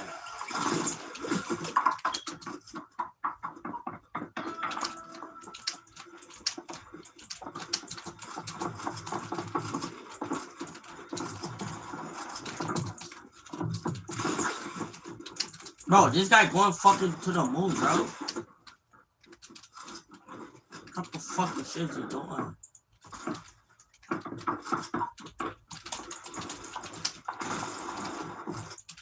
This guy's going to the fucking moon.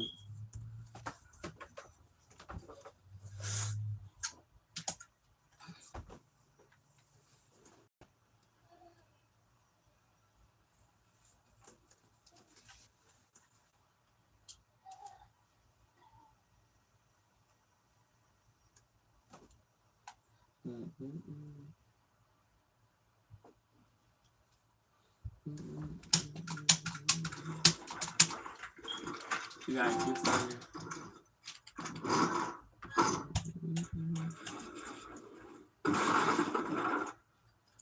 We like the wave, we like the ball, we got the ball.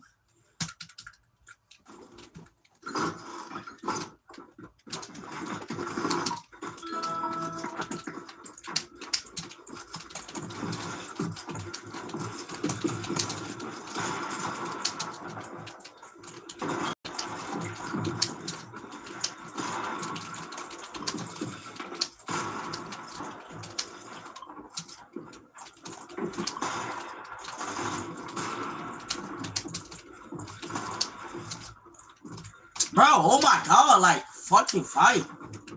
Damn.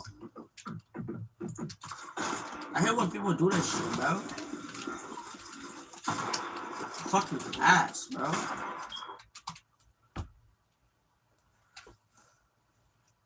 They go to the fucking moon.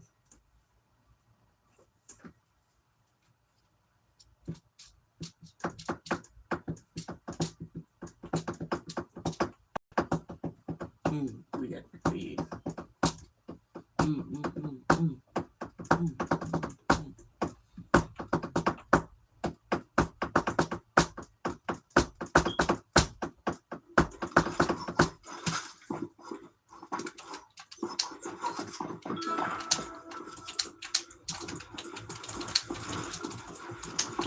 Yeah, like this guy.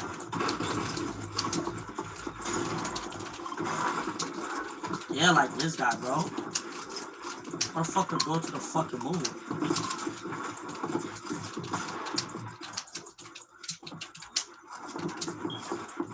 You got the moon,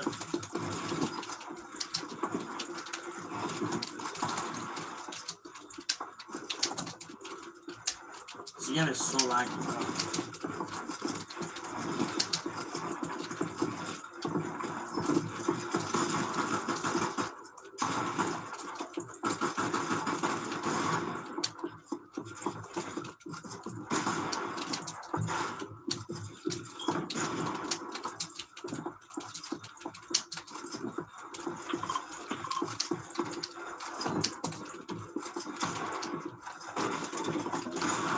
Oh!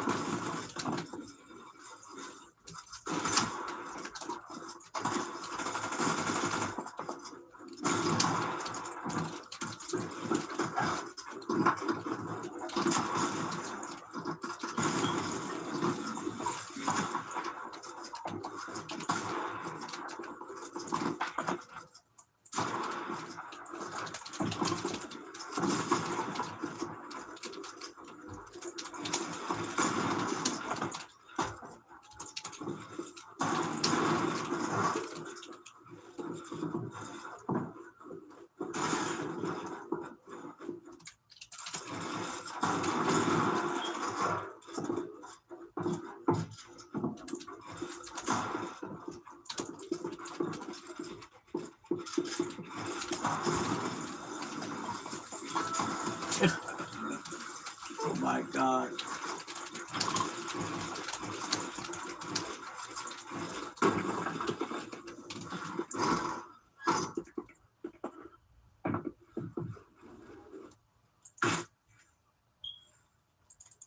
He think he the only one having it. I have it too, buddy. Wait.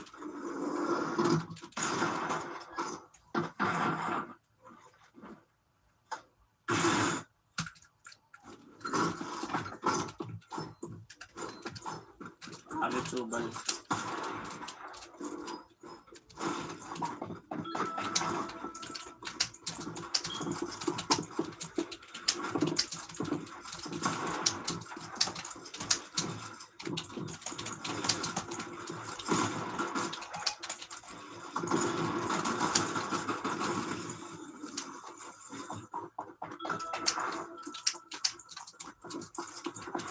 Got the weave.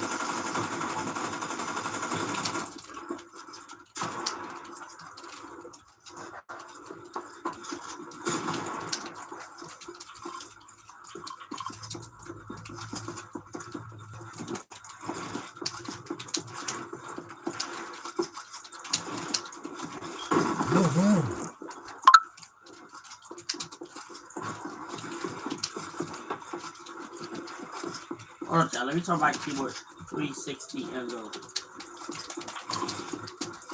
I mean 90 degrees.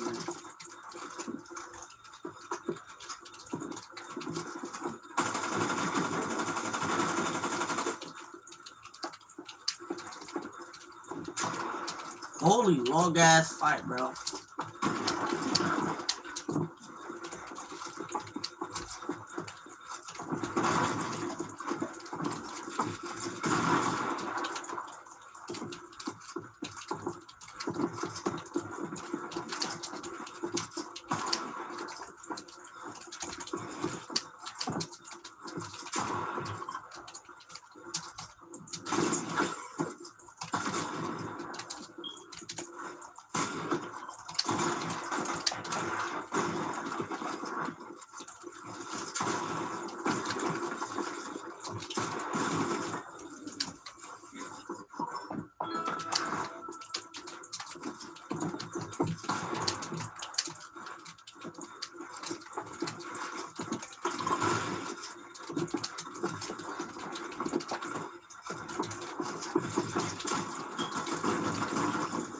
Holy shit!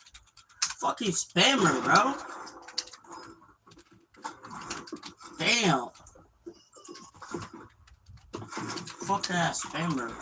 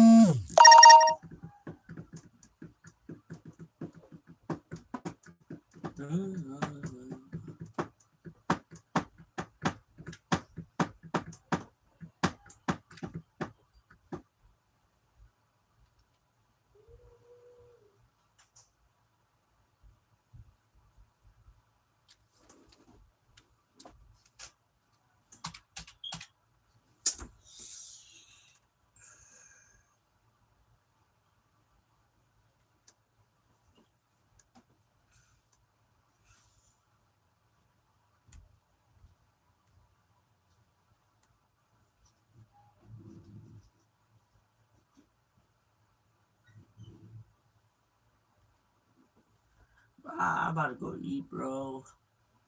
This game is so ass.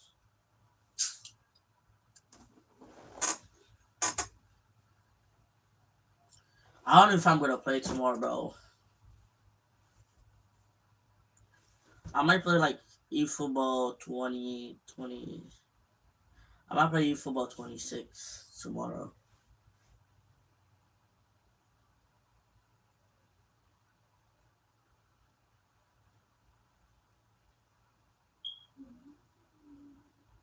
This game is so fucking laggy, bro. I can't do this shit anymore. My build not placing, bro. Like, I don't know what I'm gonna do tomorrow, but I might do eFootball stream tomorrow. Maybe Roblox. I might do Roblox stream tomorrow. I better not do Roblox stream since a long time. I might do Roblox stream.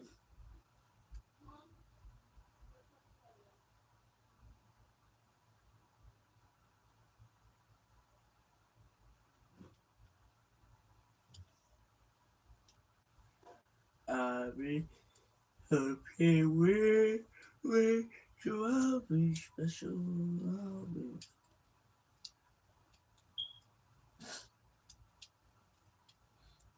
I might do a Roblox stream. This game's fucking shit, bro.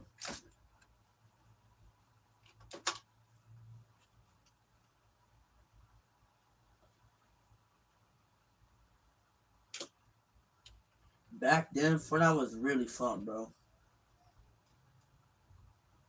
2024 Fortnite was full fucking fun.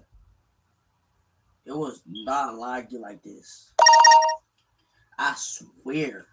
Fortnite was like, Fortnite did not, it was not laggy like this. It was running smooth.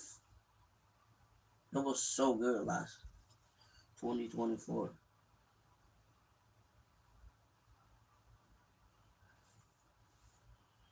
I think they will bring East back.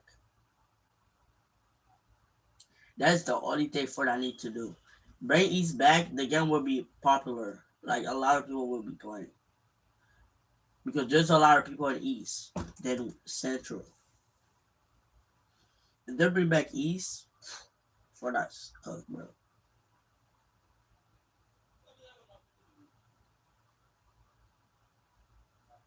Okay, so this game, my game don't even load in.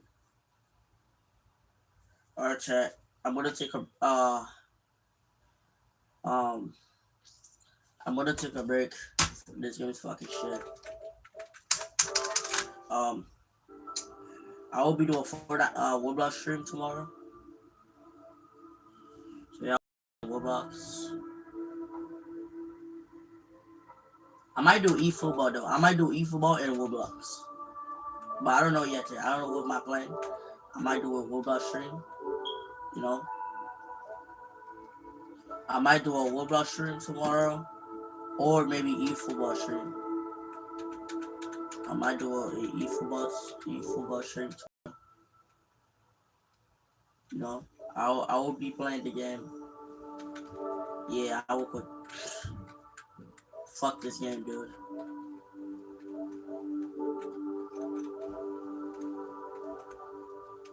This game is so laggy, bro. Yeah, I will be playing Roblox for a long time. I will play Rivals, Gaven, and other stuff. Okay. I will be back on Tuesday. So yeah, I don't know what my plan tomorrow, but I'll be like for NA later, guys. NA's at 5 p.m. So 20 minutes left for NA. I'll be watching NA. Peterbot Clicks.